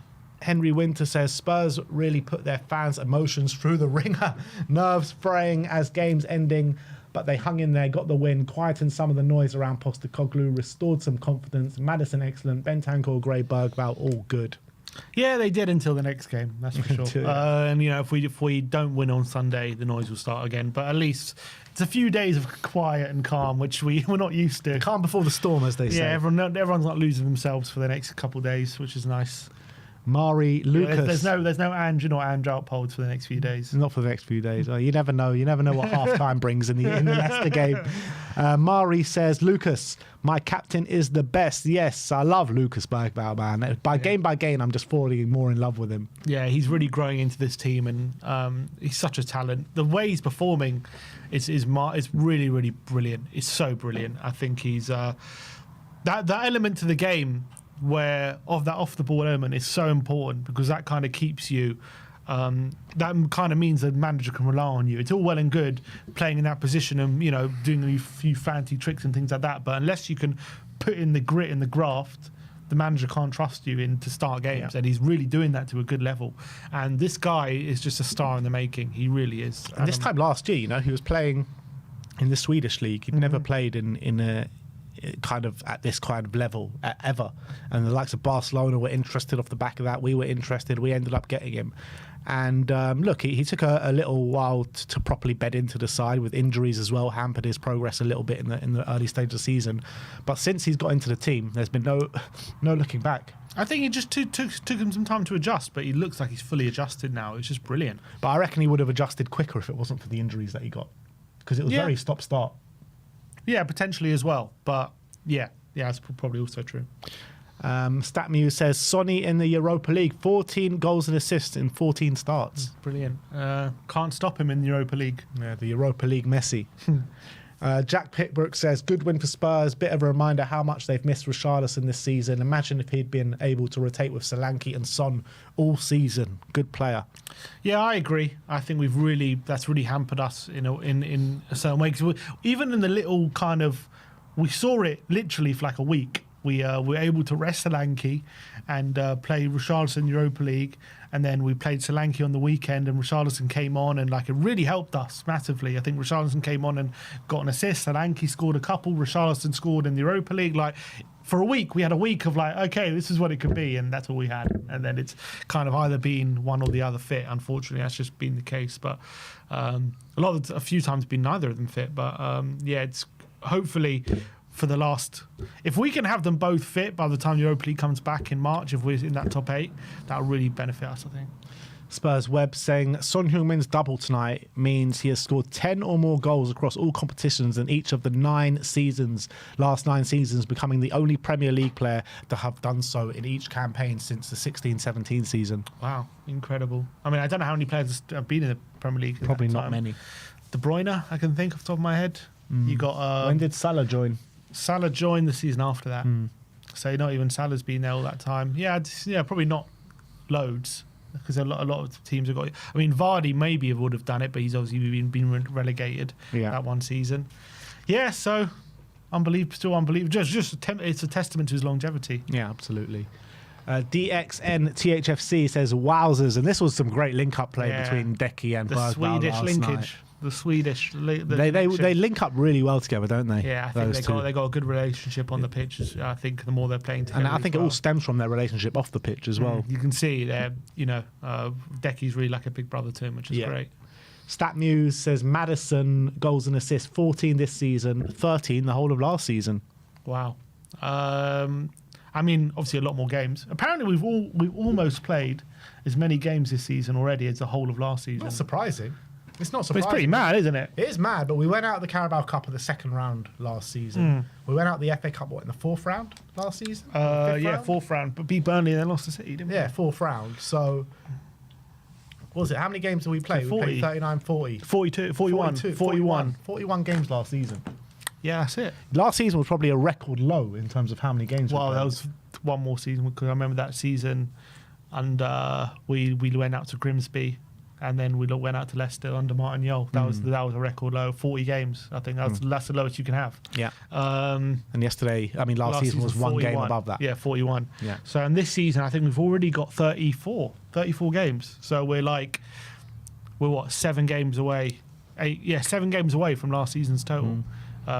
So we'll beat that before February, which is it just goes to show the level of strain that's on the squad compared to last season. Yeah. Joel Kim said, I was cracking up at this. This is brilliant, yeah. I was cracking up at this, saying bro thought the ref was going to shake his hand after calling off the penalty and rescinded his yellow card. Literally, he's going to pick up the ball, the referee, from Brandon Austin, and Brandon puts out his hand like, going to shake. It's fantastic. Brandon had no idea. Maybe also because he just barely plays, doesn't know how these things work. He's like, okay, handshake, yeah, okay, got it. Oh, shit, he wants the ball. Okay, fair play. Ben Davis's games by numbers yesterday. 58 out of 62 passes completed, 1 chance created, 4 out of 7 accurate long balls, 2 blocks, 16 clearances, 6 headed clearances, 4 ball recoveries, 1 out of 2 ground duels won, and 3 out of 3 aerial duels won. Brilliant performance. Yeah, I think really important that he comes back into the team and really did really well, Ben Davis. So really happy for him. And we're going to need him in the next... over the next few games, because we've got some big games coming up, and he's probably going to have to play all of them, to be honest. I mean, until Romero comes back. All right, and that is how X did react to the game yesterday, and there's just been some sort of an update from Fabrizio Romano. Tottenham have asked about Brian Brobby loan deal conditions. He's one of the options being considered by Tottenham. West Ham have also held talks in the deal. Wow. Was Paul O'Keefe as well? What's he saying? Tottenham consider approach for Brian Bobby from Ajax and have investigated the possibility through third parties. Let's go and see what his... Well. 1 goal in 17 Eredivisie appearances this season. God. Yeah, 1 goal, 2 assists this year, but it's 18 goals and 8 assists last season in the Ajax. So what's gone wrong for him this season? He's only 22 years of age as well. Brian young Bobby. player. And can he play in like multiple positions I potentially? think he's just a striker, to be honest. Brian Bobby. Interesting. Europa League though, 1 goal and 3 assists in 6 games, so that's better when the Yeah, but he got 1 goal and 2 assists in 1 game right against Maccabi Tel Aviv. I see. That makes sense. Let's see. His FB. Has he not played enough minutes for? So what do you guys think? Brian Brobby, would you like to see him through the door at Spurs? I mean, at this moment in time, we just need numbers, don't we? Someone that can cover Richarlison, cover until Solanke comes back. Yeah, we do. And I guess he would do that.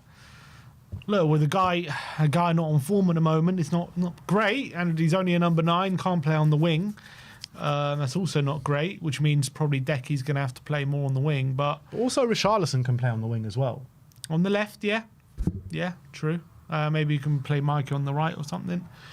What do you reckon? What's interesting is his defensive numbers are pretty good. So maybe that's what they think he can profile quite good as a pressing forward. Maybe that's why they go, because I can see his defensive action, shot ratings are good. His tackles in the attacking third are pretty good. So maybe I think he can fit the system potentially. I mean, when I saw him play last season, I was actually really impressed with him when I saw him. And I think, did he get called up for the Dutch squad in the summer for the Euros as well? Can't remember. Let me see if he's played any kind of appearances on the wing or anything like that. No, he's all up front. For his whole career, he only plays up front. But in terms of this season, it is a worry that you're bringing someone in that scored 1 goal all season in 17 games. Well, let me see. So, but the thing is, he's not been starting too many games. He has started. He started 9 of the 17 games. So a lot of the time he's off the bench. So maybe it's a case of they've just got a striker who's firing and he doesn't get looking, but it's not a great excuse. But to be fair, in his last 1, 2, 3, 4, 5, 6, 7, 8, 9, 10, 11, 12, 13 games, he's got 1, 2, 3, 4, 5. He's got 5 goal contributions. Not great. And you would think as well in the Eredivisie, good strikers seem to like stat pad in that league, don't they? And he's just like failed beyond all measure. And it's a good point that Real Nate makes here, saying that Troy Parrott has been having a better year than him, and like Troy Parrott at this moment in time probably would have seen a lot of minutes. Doesn't get me too excited, to be honest, but look, we do need numbers, and if they think he could do a job, maybe they're seeing some value in the market which we're not seeing. Maybe he's good, but yeah, Meme Football have said that Ajax brought in Weghorst this season and he's above him in the pecking order. Probably is championship levels, someone said. I mean, it just doesn't hold. It's just not great. I mean, the problem is we've brought in one player on low on confidence in January before Werner, and it I don't know, it didn't quite work. And just getting someone in who's hoping you can turn his confidence around. Yeah. Is that a situation you want to do? I don't know. I'm not going to sit here and say terrible, don't touch him. I don't know. But just judging by his numbers this season, I probably would say that. Doesn't get me excited. It's like, why can't we just like go for like a serious option that's like going to be worse than Bergwijn? Someone said. It is a bit frustrating. We need to talk to an Ajax fan. That's what we need to do. It's frustrating. It is frustrating when you see us linked to these names. To be honest though, if we would have said we were being influenced in the summer, everyone would be so excited because of the season he's just had. And now he hasn't been great this season, hasn't been able to get into the side over Weghorst. Now it's seen as like a terrible signing. Like what a difference 6 months can make. I know, you're only as good as your last season. That's how things are. So maybe and his overall record for Ajax, 148 games, 52 goals, 26 assists at that age. So that's 78 goal contributions in 148 games. So it's not bad. It's pretty good, actually. He's been like growing season on season. So like in 21-22, he played 11 games, scored 7. In 22-23, he played 32, scored 13. 23-24, he played 30, scored 18. And then this season has been like the first real sign of regression from him. So he's like been progressing year on year, and then this year it just hasn't gone right for him, which we don't know why. Yeah. So maybe he's got 7 caps for the Netherlands, 1 goal. Yeah. All right. Well, interesting development though. Very interesting development. Well, that's the situation. Spurs have inquired about bringing in Brian Brobby on loan, according to Fabrizio Romano. Let us know your thoughts about that in the comments section below, people. But let's move on. And let's look forward to the game on the weekend. Tottenham against Leicester at the Tottenham Hotspur Stadium. 2 p.m. kickoff on Sunday. It's a game that we must win, because if we don't win this game, we really could be dragged in to some sort of relegation scrap. I think a draw, well, we must win. I don't even want to talk about draws, because if we lose, we are actually like talking about something really serious now. Yeah, wins a must. We know that. I think it's a very big game. I think Ange said that before the game. It's a massive game on Sunday, 2 o'clock. Unfortunately, we only got back. I think the team only got back at 2 a.m. This morning, so it's a quick turnaround for 2 p.m. on Sunday. But we can't have any excuses. Unfortunately, at this point, we just need people to step up, and we need the win. That's the reality. Yeah, it is the reality. Let me just get the lineup ready. Where's my... All right, we're going to start off with a predicted lineup, people. Just give us 1 sec so we can load this up for you guys. There we go. You ready? Yeah. All right, let's get into the predicted lineup. Tottenham against Leicester. Like I said, 2 p.m. kickoff on Sunday. In terms of the injuries and what Andrew's speaking about in a press conference, what have we got? Yeah, so we had Jens Spence is a doubt going into this game. He said he's a bit sore from the Everton game, so he's going to be unavailable. We have Reguilon, who said he's going to be okay for this one, which is quite interesting. They singled out Reguilon because there was no suggestion he was going to be injured, which suggests he might start, but he's all right. Romero, even though he's back in training, he confirmed he's not going to be available for this game, and he's taking it slow with him. He's kind of entered light training. Pape Sarr remains a doubt going into this weekend, along with Basuma, albeit they hope Basuma will be back for Elfsborg, but yeah, Sarr remains a bit of a doubt. We will have Kinski back available after he was ineligible for midweek. Van der Ven still remains injured, and he should be back in full training next week, but he won't be available. Solanke now confirmed out till March. Brennan Johnson out till early February. What's it called? Destiny Doggy out till early February. Timo Werner out till early February. Odebear out till early February. I think I've got them all after that. Obviously, he said everyone came through the game yesterday pretty well. So, yeah, we won't have, surely, hopefully, not too many injuries coming out of yesterday. So... But yeah, I'm just an unbelievable amount. So in terms of squad selection from Hoffenheim to Leicester, the only players that we can add to that are Kinski and Reguilon, right? Yeah, unless Spence makes a squad, but yeah. Yeah. And well, Spence, Sarr and Basuma are all doubts. They might play, they might not. So let's get into it. 4-3-3 as per usual. In goal, I think Kinski's come straight back in. I think so. It might be a bit harsh on Austin because he did well again. And I think... he can count himself a bit unlucky that as soon as he breaks into the team, we sign another goalkeeper. But I think Kinski, we just know he's a better fit for this team. And as much as Austin's done well, I think Kinski's going to keep his place. So, yeah, Kinski starts. All right, at right back, I think Pedro Porro, most minutes this season. And we got no other options with Spence being a doubt for this game. I don't think he's going to make the game. So I think Porro does start. Yeah, I agree. So we're going to go Pedro Porro. I mean, the other only option would be... What would the option be? Put Gray there and then Reguilon left back and Davis and Dragusin.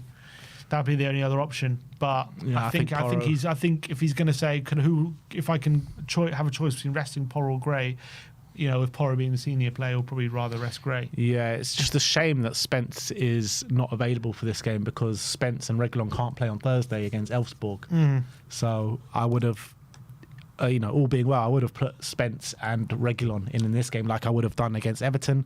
But we're limited to that option now. Yeah, unfortunately. So Porro's going to have to play again and then again on Thursday and then again and again and again. He's never going to get a break. I know. Centre-back pairing. I do think it's going to be Radu and Ben again. Yeah, if we're going to give Gray a bit of a break, I can't see anyone else right now. If Ben Davies is coming back, Radu just seems to play every game and not even getting tired at all.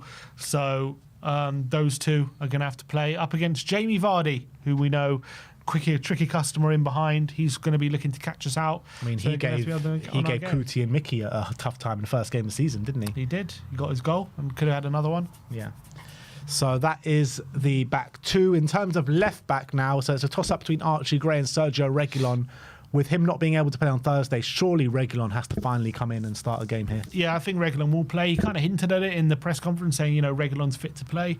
So I think he's going to put him in from the start. But yeah, there's a chance he just ignores him totally and carries on with Archie Gray, who's out on his feet against Hoffenheim on Thursday. And obviously he did play quite well, but we just need to somehow find a way to keep some sort of freshness in these players, and we can't keep asking an 18-year-old just to continually play, especially when we have an option now. So, yeah, I think Reguilon's going to play. Moving into the midfield, I'm looking at Rodrigo Bentancur to come straight back in again after 6 strong performance out in Germany, and we need more of the same on Sunday. Yeah, unfortunately, look, with Bissouma and Sarr both doubts, I don't think they're going to come in from the start, maybe on the bench potentially, but I think Bentancur has to keep his place. The only other option would be potentially putting Gray in midfield, but he just doesn't seem to want to do that at the moment. So, yeah, I think Bentancur in the 6. Yeah, alongside him, I think Lucas Bergvall, it will definitely be one that starts the game, probably alongside James Maddison again. Again, we are limited with options. I can't see who else plays there apart from Gray. Gray's the only other option. So unless he wants to maybe start on Olasesi or something like that, which I don't think he's going to do at this point. So unless Sarr or Bissouma make it, it's going to have to be those 3 again. And especially Bergvall was out on his feet. Maddison obviously got a bit of a break, and hopefully Bentancur should be all right considering he only played once and can't have to come back from injury. But they're going to be up against Winks and Skip potentially, so they're going to have to be at the top of their game. Yeah, they do seem to play just one or the two, but it'll be good to see both of them back at the Tottenham Hotspur Stadium, particularly Ollie Skip. I think it's the first time he's returning since leaving the club. So, yeah, it'll be really good to see him back. In terms of the front line, obviously Dom Solanke out, Richarlison struggling for fitness, didn't look great, played 55 minutes, but I do think the plan will be maybe to get some more minutes into Richarlison's legs. So I think Rishi does start as the number 9 again. Yeah, I agree. I think Rishi goes up front. I think Decky kind of has to start on the right. I don't really see another option there. So I think Decky and Rishi. Sonny or Moore. Yeah, I agree. And again, I do think he'll be Son. And I think he'll probably have to play again on Thursday. But Moore did come on and do well, so I'm tempted. But the thing is, I think if Moore comes in, I think Son probably goes up front and Rishi on the bench. I just don't think they take Son out right now. He got a brace. He keeps talking about senior players stepping up, and I think he's going to want to start again. Maybe it's just the case again, the same as on Thursday night. Get like an hour or just under an hour in Richarlison's legs, and then bring on Moore. Yeah, I think that's probably what they're going to do, to be honest. I think Son will probably start, and we're going to try and win the game early again, so that will probably be our front 3, which, does that make it unchanged? No, the only change will be Gray for Reguilon. And Kinski. So, like, picking this team, obviously we don't have too many options, but it is asking a lot of these players. Correct. It really is asking a lot. If we weren't asking a lot on Thursday night, we're asking even more on Sunday. But this is the team that we think Ange's going to go for. Kinski in goal, Pedro Porro right back, Reguilon left back, Davis and Dragoshin in the centre-back positions with Bergvall, Bentancur and Maddison as the middle 3. Sonny on the left, Kulusevski on the right and Richarlison up top. So if that's the team, in terms of the bench, what senior players will be on the bench? None, right? Yeah, depending on the doubts. Yeah. Depending on the doubts. But if all the doubts are out, then none. It will just be, again, similar to Thursday. It'll be, what's it called, Moore and Lancashire, really. Forster and Austin, potentially. Obviously, those are players who played. Looking at the team, I can't see anyone else being on the bench. Yeah. Heung-min potentially. He's not a senior player, but he might be on the bench. Yeah. It's difficult. It's difficult. This is the situation we're in. And all right. Well, that is our predicted lineup. Let us know your thoughts in the comments section below as we're going to move in to a match preview. So let's get the overlay off. And let's get into the match preview, people. So Tottenham against Leicester, 2 o'clock kickoff at the Tottenham Hotspur Stadium. Spurs, depleted Spurs, decimated Spurs, Spurs running on empty, go up against a Leicester side who are probably, the only team in the league that are on worse form than us? Yeah, probably in the last in the last 10 games. Them and Southampton. They just, them Southampton. They beat. I can see they won in the FA Cup against QPR. But since Ruud took over, his first game was against Leicester. Was against West Ham. That was on the 3rd of December.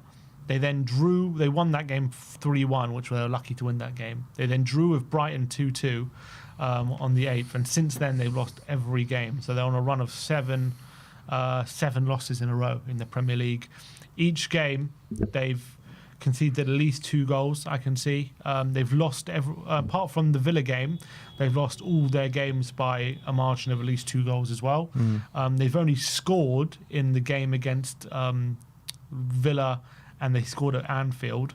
And apart from that, though, they haven't scored a goal. But obviously, Everton were on a similar run. I think the difference between, like, when you compare this to the Everton game is Everton... Yes, they were on a bad run when it came to winning games and when it came to scoring goals. No doubt about it. They were on shocking form. But to give to their credit, they were getting good results in the sense that they drew with City, they drew with Arsenal at the Emirates, they drew with Chelsea at home. So it wasn't like they were not getting any sort of results. It's just like they weren't scoring goals, and you can't go that many games without scoring goals. But it wasn't like they were just like a horrific team. They were just very bad at attacking. Leicester do seem to be just a horrific team. They can't score and they can't attack, and they've just seem to be losing week and week. And I think I think personally it's a bit different to Everton, but you know, off the back of being 3-0 down to Everton at half time, a team who can't score, and they scored 3 against us, you know, it's hard to know what kind of Spurs are going to turn up against this Leicester team. The thing is, like, I agree with you in terms of the sense of comparing Everton to Leicester, but I feel like the squad is under more strain this weekend than it was last weekend because of that game in Europe, and because of pretty much, apart from a couple of players, the same players are going to have to play out in Germany, like literally, and the same players, and they're getting more tired and more tired and more tired. Yeah, that's also the fair. thing. That's also fair. And it's going to have to be a case of, can we just exploit them? They clearly have defensive deficiencies. I mean, that's obvious. I mean, they're playing who they're playing at the back at the moment. So they're playing, I don't know who their keeper is, Vestergaard and Wout Faust. I mean, that's probably the slowest centre-back partnership you're ever likely to find. Christensen's actually not a bad left-back, but I think the problem is, under Steve Cooper, they were a bit more pragmatic. So as much as they weren't good or weren't getting results, they weren't really getting battered like this, and they did get the odd result where they'll win 1-0 and they'll just like shithouse it because they could have that pragmatic side. And when you got Faust and Vestergaard in a pragmatic team, some games they'll be able to see it out. I feel like under Ruud, they're trying to be a bit more expansive. He's trying to get them a bit further up the pitch and score goals. And with that back line, it's just a recipe for disaster. Like, they're just getting caught in behind time after time again. They're just not able to kind of keep the opposition out at all. They're just getting exposed week in, week out. And it's not even really helping them attacking wise, because they're not really scoring too many goals. And a lot of people are questioning whether, you know, Ruud, if he loses another 2 games, that's 10 losses in a row potentially. Is this the El Sacico? Well, that's what some people are dubbing it, the El Sacico. I think Ruud... It has seemed to got a lot worse since Ruud has taken over. That's the reality. And it's like, sometimes it's like, be careful what you wish for. We saw the Leicester players celebrating after Steve Cooper got sacked on a holiday with signs and everything saying, "We miss you, Enzo," and all that kind of stuff. But since Ruud has come in, they've been nothing short of shocking. And under normal circumstances, I would expect like a Spurs battering here, but because of the state of the squad and because of how much, you know, we're tiring within games, you saw it on Thursday night. You know, after half an hour, Spurs was spent. You know, and Sonny did a massive job to really seal that game off in the second half.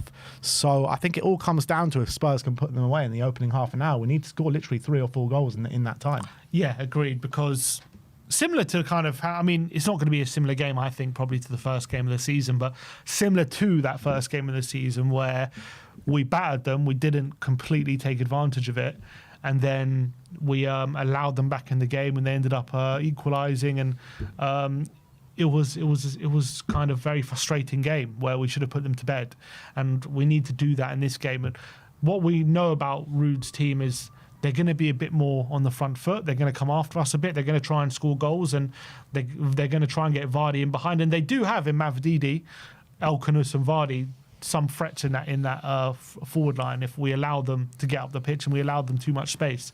So we've got to watch out for that. But as well, our front line should definitely be licking their lips at that back line and think we can really get at them and we can get in behind them, and if we can really create chances here. But you're right, it's the problem is as well, if they play in the middle, they've got Samari there. If they can potentially play Skip in there, Buonanotte as well. He came off the bench last game. I like Buonanotte. He's a good player as well.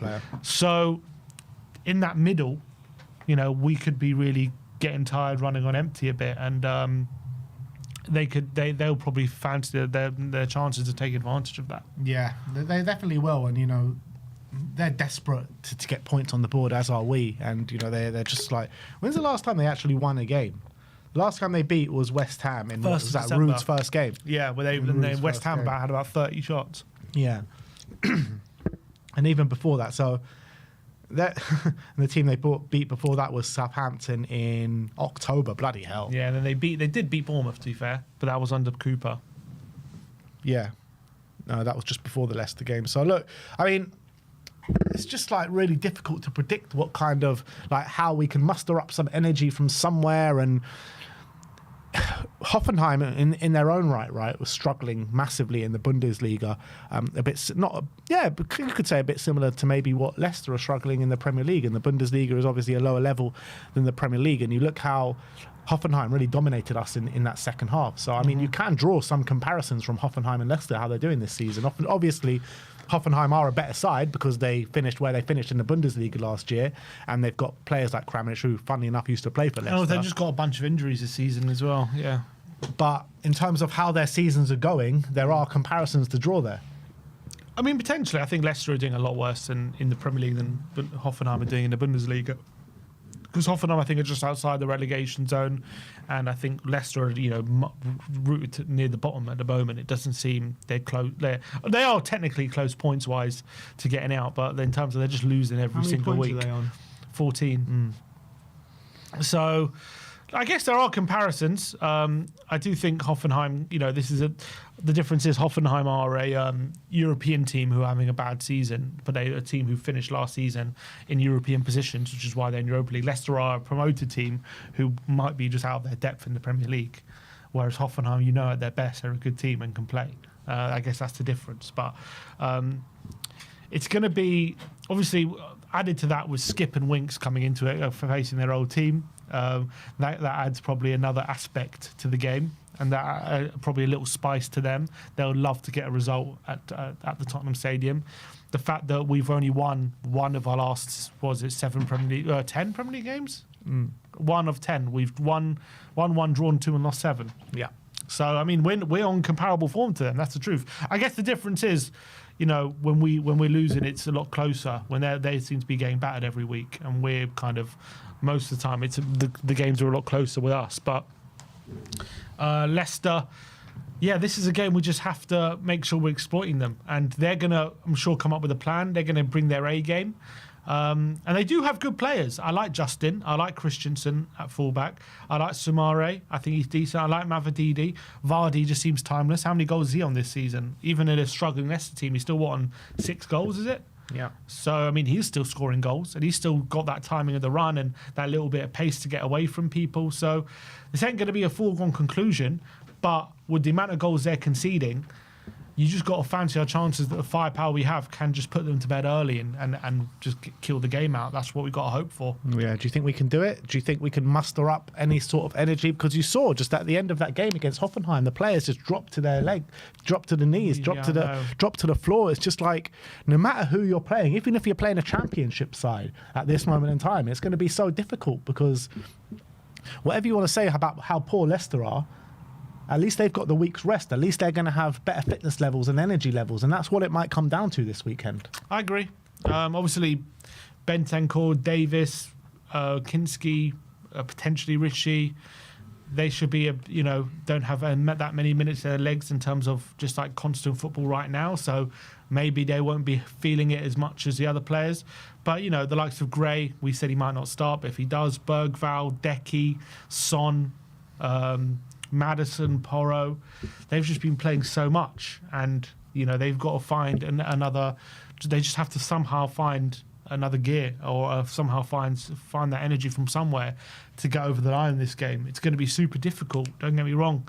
Yeah, I think even though we're playing, even if we're playing Southampton, or probably would have difficulty. I would say. That's what I'm saying. Yeah, I'd actually say we'll have probably more difficulty against Southampton than Leicester. Watching them two play at the moment, I do think on genuine quality about how the manager sets them up and how they're implementing their game plan. I do think currently, right now, Leicester are the worst team in the league. Yeah, I think that's true. I think Rude doesn't really know how to get what he needs out of this team. It was a strange managerial change, wasn't it? Cooper to Rude, because I mean, as much as whatever you want to say about Cooper and the style of play, it wasn't great to watch and everything, but he wasn't this bad, and they weren't kind of rooted to second bottom. Yeah, he was getting a few results, wasn't he? Yeah. And beat us. I mean, drew with us. Drew with us. They beat Bournemouth.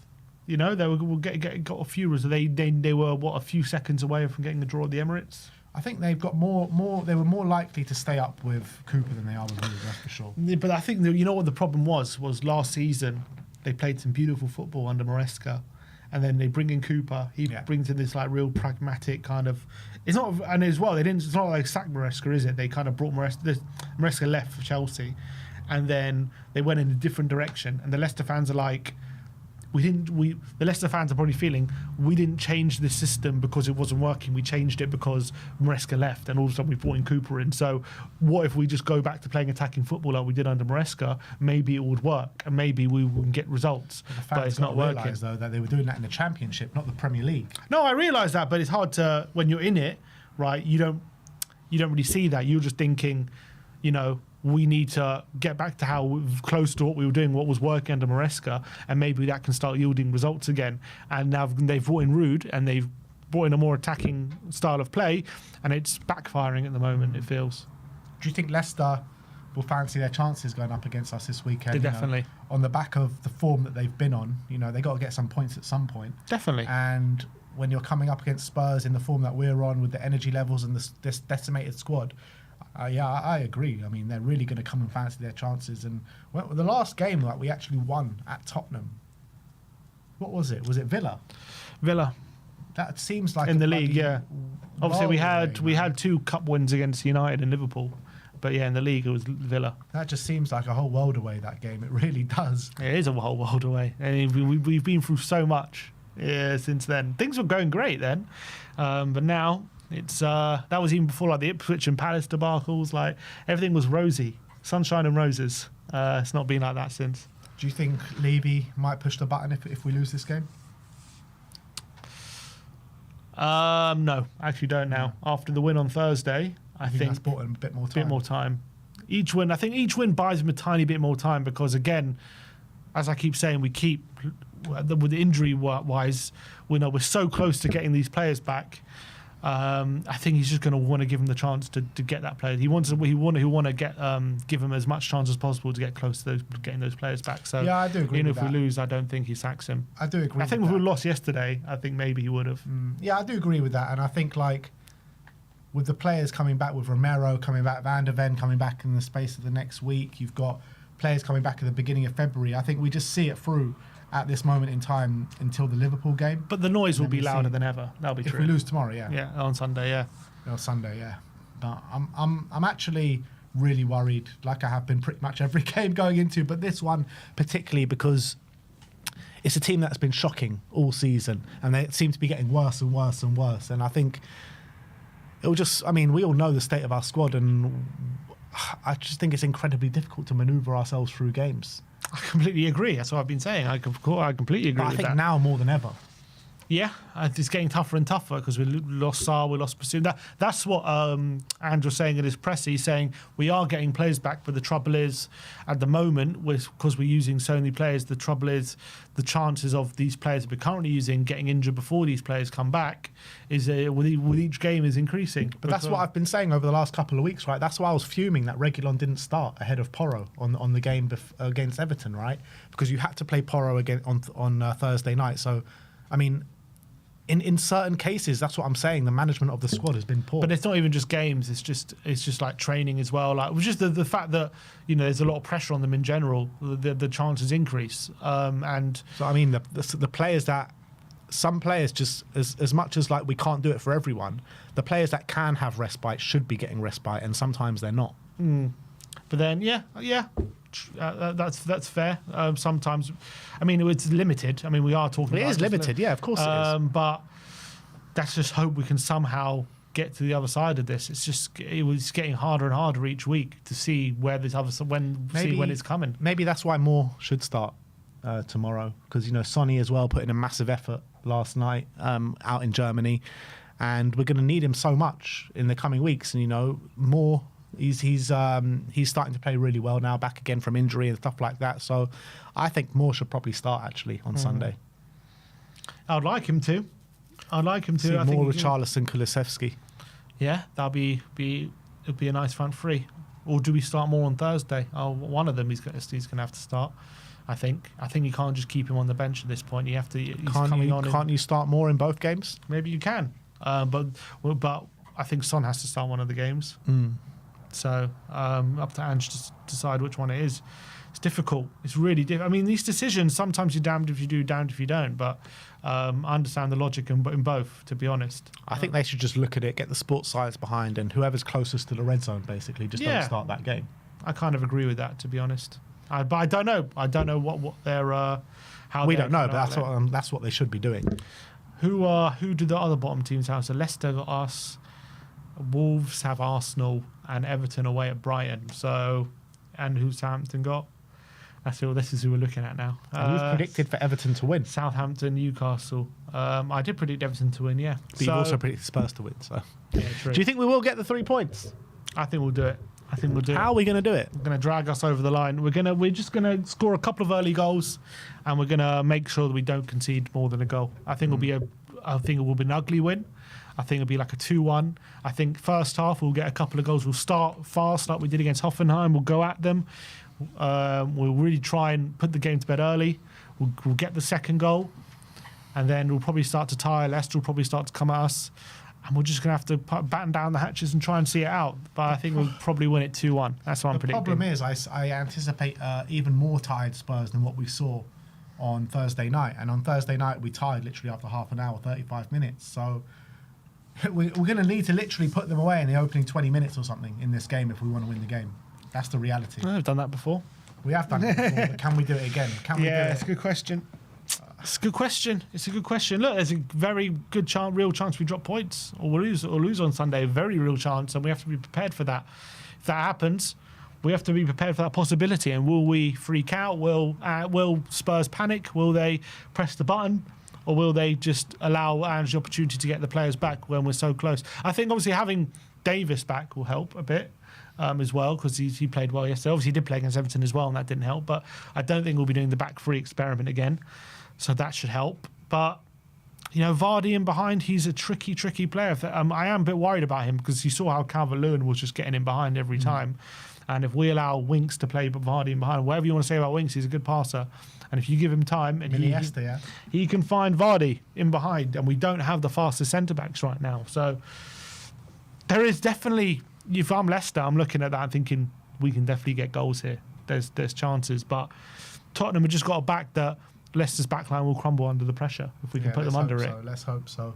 Got to get 2-3 goals in the opening 20 minutes and just ride out the game after that. Essentially, that's what we got to do. So I'm hoping we can do that. I don't have too much confidence going into it. In terms of my score prediction, I think it's going to be something like 1-1 or 2-2. I think maybe we'll take the lead, but I do see Leicester coming back into it in the second half.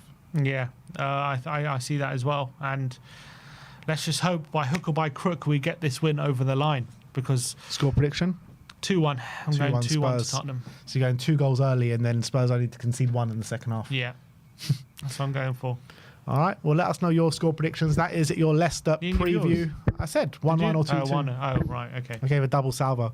Probably 2-2 more than 1-1, to be fair. I think, look, as Madison said last night, scoring goals ain't our problem. It's stopping the other team scoring, and particularly with the situation that we're going through, it's going to be even harder than it ever has been before. So we're probably lucky that we're coming up against a team like Leicester opposed to anyone else. But next weekend, after the Elfsborg game, we've got Brentford away. Brentford, then Liverpool, then Villa. It's like... That's where our season is make or break, really, that week. Yeah. But look, that is our match preview. Sim and Barry on the watch along with you tomorrow on Sunday. So tune in for that. Sorry, Amir. Yeah, Sim and Amir on the watch along with you on Sunday. I'll be at the game getting all the action from inside the Tottenham Hotspur Stadium. And let us know your thoughts on the game in the comment section below. Put your score predictions in the comment section below as well. And like, subscribe, and comment. And as always, come on, you Spurs. Oh, yeah. Oh, shit. Oh, shit. Don't go anywhere, guys. Don't go anywhere, guys. We've still got more. We've still got more. We're going to be reacting to your comments, people. We're going to be reacting to your comments. So in the last week, you guys, the great We Are Tottenham TV army, have been strong in the comment section once again. And we've got some comments that we've picked out that we're going to react to. Yes, let's get this. These are comments from before the Hoffenheim game. So obviously everyone was very reactionary after the Everton game, probably rightly so, but these were post these, but we'll react to them anyway. We're going to do it a few days ago. We ran out of time, so we'll start with Brian Murphy. Brian Murphy says, Sim fails to see the incompetence of Ange with the fit players at his disposal, which, remember, is what he chooses to have in the squad. Sure, Bournemouth have nine out, but look at them. Stop blaming injuries. Playing high lines with your so-called second string, it's tactical incompetence. Constantly playing Gray in defence is just comical. He has single-handedly cost us 9 goals in the last few games, including the Liverpool game. Was at full for all 3 goals against Everton. The lad is just an 18-year-old, yet sends out a 19-year-old centre-back on loan. It's just comical. He re-signs Werner, who is not good enough. That tells me he doesn't know what calibre of player is required at the club to progress. Look, in terms of Gray, I feel like he didn't have an option but to play Gray. He's got all these injuries. I know you could say Dorrington, but he clearly feels Gray's more ready at this moment. And I think Gray, he's been doing all right. I agree. I actually agree that he has been costing us goals, not because it's his fault. It's just because he's not a centre back and he's an 18-year-old being asked to play at this level. But at the end of the day, it's him or Dorrington, and Dorrington has never really played at a high level before, and he feels Dorrington's like gone now. And he's gone now, but he feels like, I'm saying he's accusing Ange for not doing it previously. I think it's a tough choice, to be honest, between the two, and he feels like Gray's more ready. In terms of Ange's incompetence, fail to see the incompetence of Ange with the fit players at his disposal, which remember he chooses to have a look at Bournemouth. Again, we've been through the Bournemouth comparison. I understand. I don't want to take away from Iraola because he's doing a phenomenal job. I just think the circumstances are a bit different, to be honest. I think he's doing a phenomenal job, and even though he's got injuries, I think the injuries have hit only in the last couple of weeks, to be honest. And as well, he hasn't had to deal with them for 2 months like us. And as well, we've had European football. We've got the extra games. They get to play 1 game a week. So it's a different circumstance, but not to take away anything from him. He's doing a phenomenal job, regardless of the injuries. What's called Ange's incompetence with the players at his disposal. I get you see it that way, and maybe he's not doing enough, and probably not doing enough, to be honest, with the players fit at his disposal. But it's not easy when you've got half your squad out. You can't just completely change it up. And he has made tweaks. He's been shown he's made tactical changes, and some of them haven't worked. Some of them blew up in his face, like against Everton. And some of them, like he's dropped the fullbacks deeper and things like that. And in some games, it hurts us in attack and stuff when he makes those adjustments. But he's trying to, get us through this period. But it's proving to be too difficult at the moment. Yeah, but I also feel like a lot of the squad management throughout the season has, obviously you can't account for an injury crisis like we've had. Like, I'm not saying he can, but I do feel like a lot of the squad rotation throughout the season has left us even worse now than what maybe we could have been. Potentially, yeah. I think I think so. Yeah, not using Reguilon enough, not using Spence enough.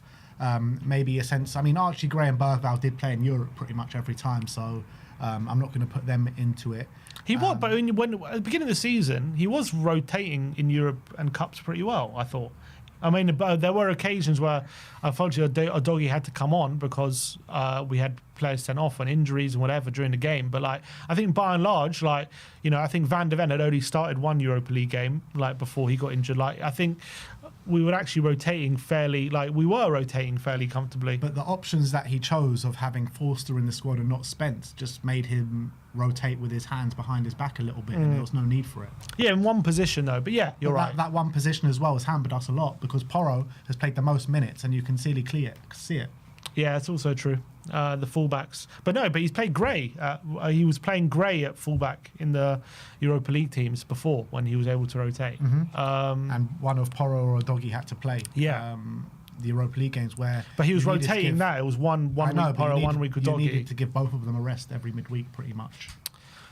I mean, yeah, maybe. I would say, could you get away with every other midweek if you got one rotating? Could that work? I can understand the logic, in my opinion. Maybe you can't. Maybe that's the truth, but I can understand the logic of going for that. It's not like that would never work if that was able to work. It's also been a case of like Kulusevski being completely overplayed. I know Brennan Johnson injury has hampered that now, but beforehand he had the choice. Well, it was basically you're covering two positions right with three players.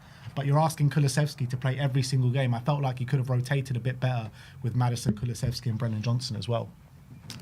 Yeah, potentially. Period. All right, let's move on to Hydrated Atom 9773 says Sim forms a coherent argument to defend his point.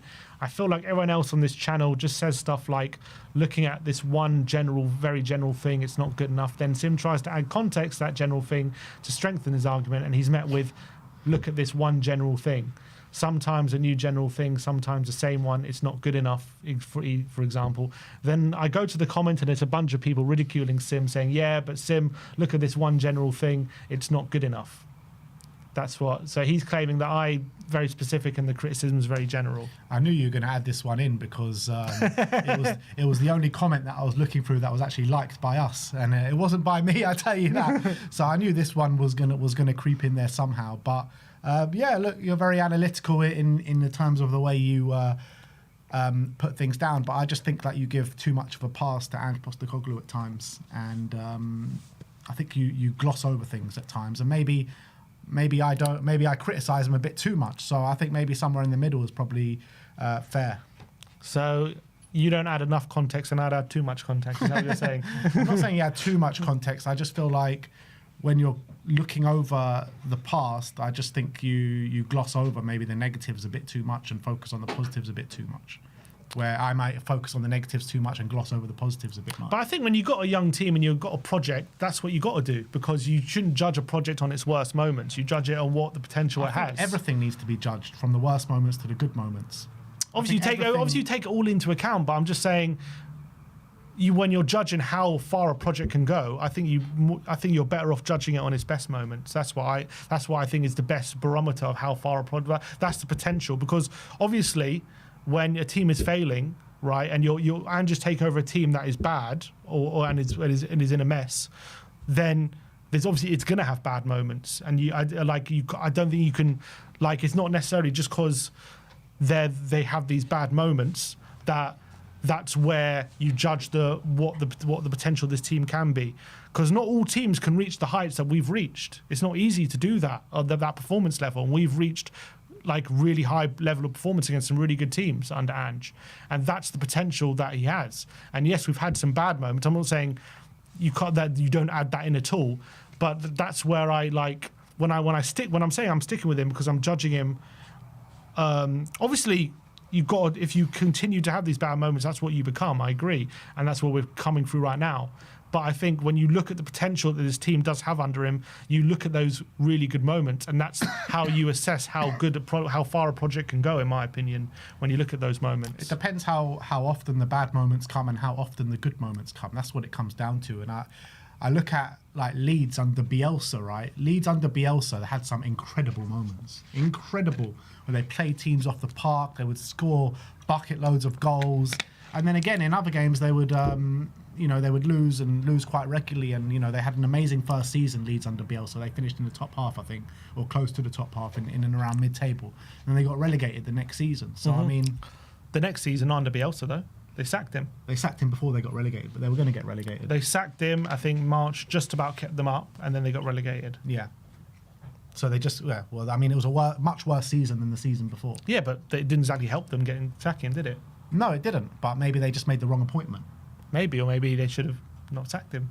I don't know, because he just about stayed up, you're saying. March did. Huh? They sacked Bielsa in I think it was February time. Why did they sack him? Because they were on a losing run. Because they were dropping down the table, right? Yeah. Exactly. So, I mean, I do see. I do see like Ange a bit similar to Bielsa in that sense. Maybe, but maybe as well, Bielsa didn't have the tools to build on it, and we have the resources to do it. We have the does he have the tools? Is he getting not the tools? I know, but we have the resources. Having the resources and having the tools are two very different things here at Tottenham Hotspur. All right, let's keep going because there's a lot of comments. Jake 5479 says Ben is the simpleton. He refuses to listen to Sim's logic over and over and revert back to it's just not good enough, like an oof. Ben wants to an oath. Ben wants to get back on the 18th month plan and pounds his fists like a whiny bipolar fan that is pervasive among big six teams of the Premier League. Like an oath, Ben. I'm an oath. Like an oath. Big fat oath.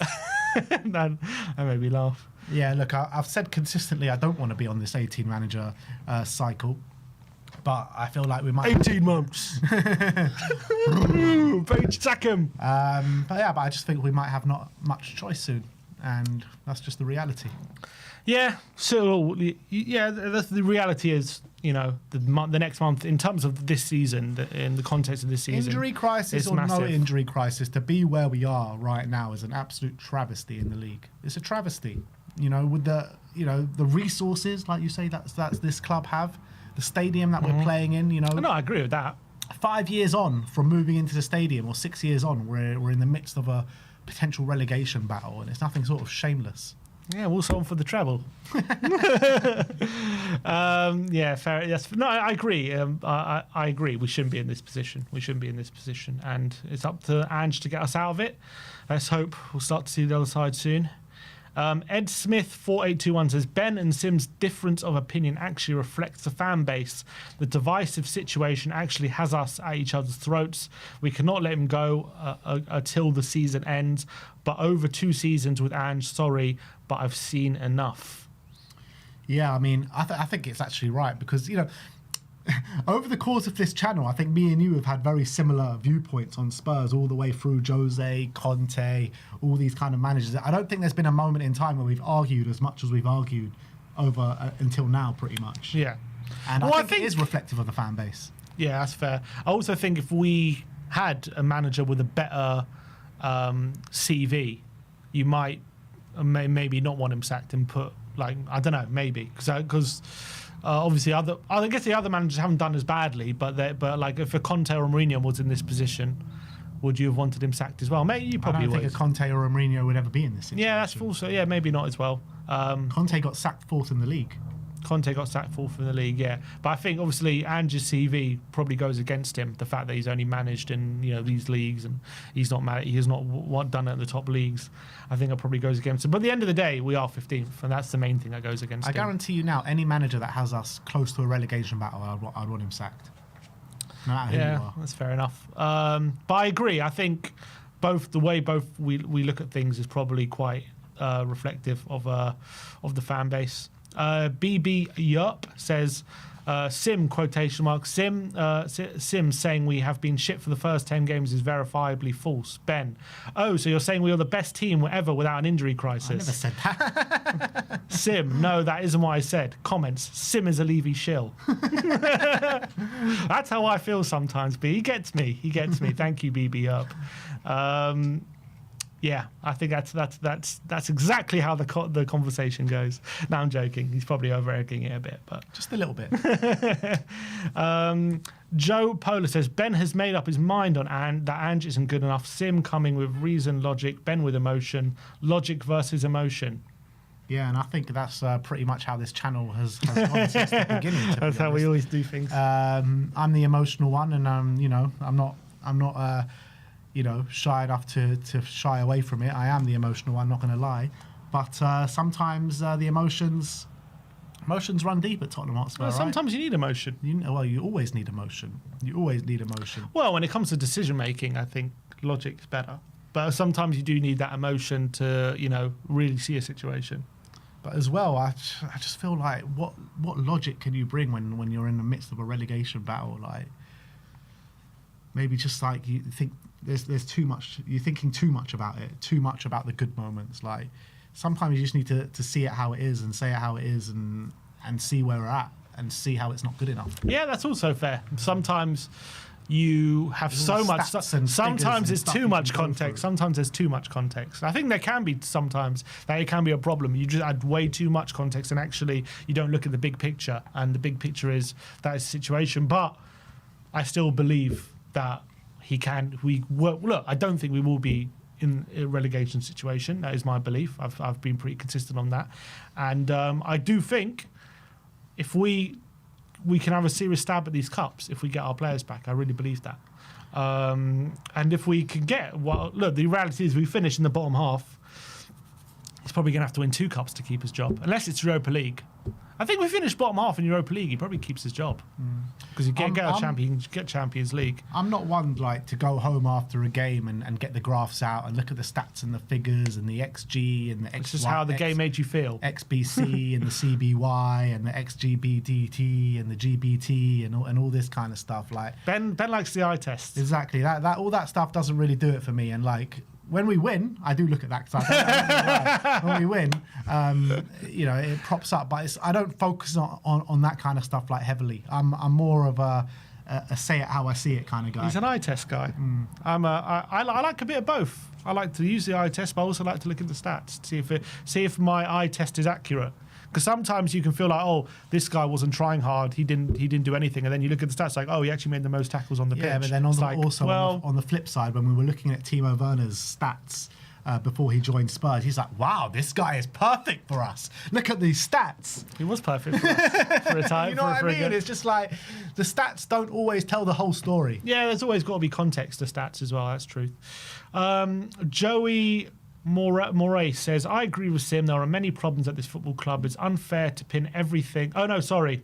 I missed one, didn't I? Mark Lewis, 1750 says, people on crack make more sense than Sim. See, now you know what I'm dealing with. God.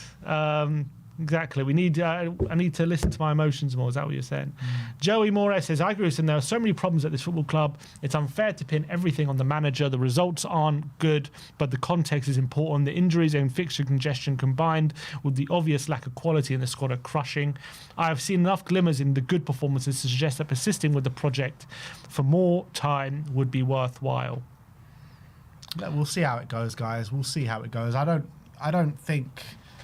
Well, I say that, but we are 15th in the league, and if we lose to Leicester this weekend and, a few teams around us win, well, Leicester will definitely win if we lose, so it gets a more dangerous situation, and then you go next weekend, we got Brentford away, and Ipswich has got Southampton at home, so it can get really, really dangerous over the next couple of weeks if we carry on losing. So it'll be interesting to see what happens and, what Daniel Levy does, but... Daniel Levy has afforded Ange Postecoglou a lot more kind of time and goodwill more than any other manager that he has. So I don't know. I don't know what he's going to do, but it's going to be interesting to see which way we go with it. Massive few weeks. J Varda 9289 says, it's funny Ben and Sim on opposite sides can totally tell they are upset with each other. It's quite cute. Sim is more optimistic and Ben is more realistic. Funny. Exactly. Get some realism in you. Get some optimism. Come on. That's what football's all about. Hope. Football's all about hope. Maybe it's just the 3 years I've got on you, mate. I'll never lose hope. If you lose hope, then that's it. That's over. No point watching. I'll tell you what, though, like, every day Spurs play, I do wake up with that sense of optimism and that sense of hope, but then they just kill me. You can't help it. They just kill me every time. Like, you see, like, every time I'm on the watch long here, I'm like, come on, new day, Spurs are going to win today, blah, blah, blah. Then within 20 minutes of the game, I'm like, oh, because at the end of the day, once that whistle goes, you just never know what's truly going to happen. When the whistle grows, the cockerel crows, and now we're in the game. Especially with Spurs, when that whistle goes, you never know.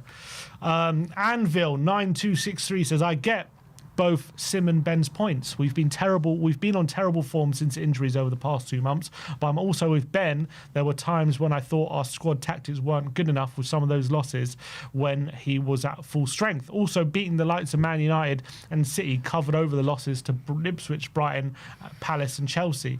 Not mentioning the last-minute winner with Coventry. I stand mainly with Sim because I do enjoy the football when it's perfect, and that's important to me. But I also think nothing will change with a new manager since we're playing Dr. Tottenham. Maybe Ange's second year will carry over and break our dry streak.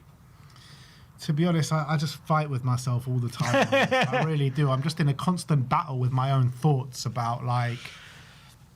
Need to see someone about it. I don't know. I just don't know what to think, like, for the most point, because I do agree, like, can it ever get better with another manager? But then I'm thinking to myself, well, it's never been this bad. It's never been this bad. So obviously it can get better with another manager because we've seen it. But no manager ever gets what they exactly need with this ownership. So 100% Daniel Levy and the ownership are 100% the real cause of what's going wrong at Tottenham. I just feel the manager could be doing better with the tools that he does have at his disposal. So, I mean... In terms of, though, you do always bring up the fact that before the injury crisis we weren't good enough anyway. But I was looking at the table the other day, but after the City game, which was just when the crisis pretty much hit, we were sixth, and we were 4 points off second. Yeah. So it's not like we were in a bad position. No, we weren't. I mean, it was the Ipswich game after the Man City game, though, wasn't it? And it just felt like City was after Ipswich. City was after the game after. But it just felt like even this season, like whenever we had a good performance, it was slapped. We got a slap in our face the next game every single time, and it was. I know no team in this league will show consistency, but that's no excuse for us to not show consistency. But we were sixth. Yeah, we were with sixth. 4 points off second. I know that. That's literally two games off second. I just play. felt at that moment in time, even after the Man City game, particularly after the Ipswich game, when I started questioning Ange the most, I just felt like a bad run was coming, and I felt like the way we were playing and the way the kind of season was going wasn't sustainable. Maybe, but I don't know. Yeah, I mean, you could have said that for a lot of teams. I think we would have won games if we. Oh, don't get me wrong. I think we would have won games. I don't think it would have been as bad as it is now, but I just don't think it would have been maybe what we were all expecting before the season started. Maybe, but I don't think there would have been this massive decline. I think we probably would have kept pace with where we were, probably. I don't know if we would have been exactly. Could have been a bit of a drop-off because maybe the games were getting a bit harder, but I don't think... We'll never know, though, will we? We'll never know. But at the end of the day, we've now been 2 months with basically half our team out, and yeah, this is the results. But again, like, it's not just about the form before the injuries and before the form after the injuries. I know what you're saying. That's what I said. But I also felt, like I keep saying consistently, about Ange not managing the squad well enough throughout the season. Yeah, that's fair enough. Ollie Bear says, isn't a manager supposed to deal with difficult situations like injuries? He's done nothing to show he can deal with the situation. He keeps playing the same players over and over and hoping it will work. Yeah. Look, there's definitely some truth to that. I don't disagree, to be fair. The reality is, as much as injuries are a problem, 7 losses in 10 is also horrific form, and there has to be some sort of problem solving. And I guess there's 2 ways of looking at it. Like, you can say, it's your job to solve those problems, and if you can't, then you're not good enough to be our manager. Or is it a case of no manager could really solve this problem right now, and it's just something we have to overcome once the situation changes? I don't think many managers can solve the problem that we're in right now, but I do think some managers maybe can get more results than maybe what we're getting right now. But that doesn't mean he's solved the problem. Well, yeah, he might. I think maybe a different manager playing a different way might have been able to get good results, but are those managers potentially what we would have wanted long term? Like, if we had a manager who could, get Deitch and he just sits low block and he just could he have got these results? I hate this argument whenever you bring this up, because it's like it's either you go one way or the other. Why does it have to be to one extreme to the other? Because I'm saying to get results with this kind of squad right now, how do you do it? I think you get in a tactically flexible manager. You don't get in a manager that's either concentrates on low block or concentrates on... But those managers are still gung-ho. going to get caught. There's no perfect manager who has a perfect tactical thing for every single situation. Sometimes you deal with what you got. 100% right, 100% right. But if you bring in a tactical flexibility, then you've got a manager that's going to, change it up game by game to the team that we're facing, and not just a few tweaks here and there. I'm talking about tactical plans within games. Okay, and would the backline that we have, would that necessarily get results? We don't know. I think it would get more results than what we're getting now. Yeah, but who is this manager? Like Marco Silva, basically. Marco Silva, Thomas Frank, these kind of managers. I mean, Frank's results have also hit massively since his defenders have been injured. Yeah, but he's managing Brentford. I know, but I'm just saying that goes to show he also needs his defenders there. I don't know. I think that Frank and Silva maybe would they be able to manoeuvre this specific situation a bit better? Potentially, yeah, probably. But would they be able to, over the long term, get us to where we would want to be, which is right up there in the league? I don't know, but I think there's also question marks about that. Yeah. Where are we? We are at Reagan 187. Ben must hit the mute button when Sim speaks. And it's the best time of day, people. It's the best time of day. When I get to hit that mute button, pure bliss. No chance. There's no mute here, mate. Sammy, hit the mute button, please. Please. Just hit that mute button. Bliss, man. I could just sit here and relax now. Ange out. I don't need to listen to anyone else. I know he's going. User TL9, you I don't know. You know what? I've got no idea how to say that name. He says, we lost 5 out of our last 7 games last season with a fully fit squad. We lost 5 of the first 11 this season with the bulk of our squad fit. That's 10 losses in 18 before injuries. Shambolic. Yep. And that's true. But there is, again, context to that. But yeah, that's true. Obviously, the end of last season, we did lose 5 of the last 7, but obviously the 4 of those losses were Newcastle away, Liverpool away, Arsenal at home, and City at home as well. So not exactly easy. Probably games we expect to lose a bit as much as some of those defeats. One of those were was a poor. win anyway. One of those is a win, and yeah, the games probably we expect to lose. But it's fair to say some of the performances were really disappointing, especially Newcastle and Liverpool. So that's fair, but it's not like we expected to win any of those games. This season, yes, we lost 5 of the first 11, but again, we were in 6th place. So we were in terms of where we were facing up compared to the rest of the league, we were not in a bad position. And again, we probably didn't get some of those games. We probably didn't get the results our performances deserved. So we were unfortunate probably to be on 5 losses in 11, but that is true. And so, yeah, I'm prepared to accept that context, in my opinion. It's fair enough if you want to just say 10 losses in 18, not good enough. That's it. Fair enough. But I'm prepared to accept the context that I've added. All right. What's next one? Baker 549. Sim's contexts in question marks was surface level. That run of 11 included a tanking Man United, Coventry, Karabag, Ferencvaros, a blown 2-goal lead against Brighton, a loss against Palace. Man City were also way out of form. You can't be talking about top 4 form when you're including non-league competition against poor opposition. We drew Leicester in the first game, a Leicester that is now 19, and that was a fully fit squad minus Forster. I give you that we have some good performances since that 10-game run, but to say that we were good before the injuries is simply not true. They have it in black and white for you guys, people. Well, look, the reality is there were some really good performances, more than a few. There were quite a lot. Each win was a really good performance, really, that we had. Good in the Cups. We were sick. It was up until Brighton, really, where we were good up until Brighton. And then after that, it was just a whole mishmash. Because I remember very clearly, like me and you in the away end at Brighton, and we were on the way to the game, and you said to me, you turned around and said to me, it was like, how great is it that we just know we just know what we're going to do every single game. You know, we're looking good, we're playing our football, this is what Ange wants. And I actually agreed with you. And that moment in time, at half time, we turned around to each other and was like, are are we in for a title race this season? Spurs looking really good, you know. We know what Tottenham are going to turn up, and then as soon as you start feeling like that as a Tottenham fan, as long as you start getting a bit too comfortable, they turn around and slap you in the face. And I think ever since then, I don't think it's ever been. I mean, apart from the odd game, I don't think it's been good enough. Yeah, and obviously not long after that we did hit the injury crisis. But obviously we beat. I can't remember what games we've had since the Brighton game now, but I think after the Brighton we went through a bit of a period where we were inconsistent, whereas before I thought we were fairly consistent with the performances, and then we went through a bit of an inconsistent period, and now it's just been consistently bad for a while. Well, we're actually very consistent right now. Yeah, just consistently. Yeah, I said bad. consistently bad. Yeah, consistently bad. Because after the Brighton, when was Brighton? So after Brighton, we beat West Ham 4-1.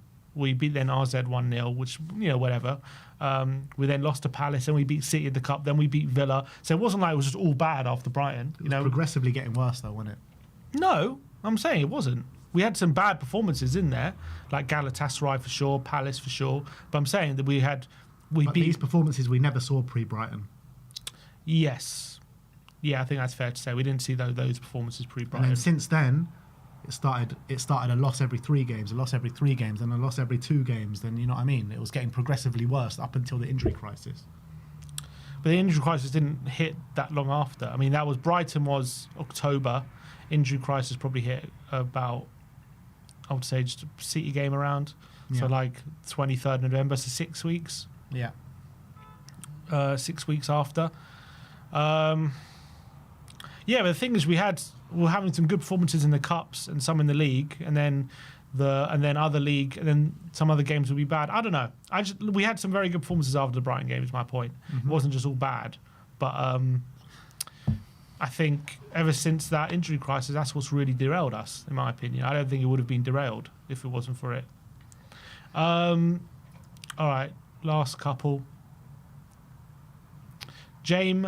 Jeffrey Thielite says Arsenal fans were literally saying the same thing when Arteta went on an equally bad run without injuries. I hate this fan base sometimes. Yeah, it's a fair point. I do think Arsenal had less at their disposal with Mikel Arteta at that point than what Ange has, but Ange does have to deal with the injury crisis as well. So I mean, it's a fair point, but not the exact same situations. And also, on top of that, it was Arteta's first managerial job in football, and Ange is supposed to be like a veteran. Mm-hmm. He's supposed to be more experienced. That's fair. And then Expressions and Simposter Koglu. Big up X. Up X. X knows the score, man. I'm proud. Simposter Koglu and proud. That's what I'm going to say. Simposter Koglu and proud. Come on. Back him, man. Back him. Stop throwing him under the bus. Come on. Back every manager. Back the manager. Back the manager. Come on, X. Once we win a trophy, I want to see your face back in a manager. Come on. All right. Well, there you have it. Those are us reacting to the comments, and that is it from us today. Thank you, everyone, for joining for this lovely, nearly 3-hour stream for you guys today. We'll see you all. I'm back in the studio on Monday we'll delve deep into the game against Leicester. Hopefully, we'll be reacting to another 3 points. But like, subscribe, and comment. And as always, come on, Spurs.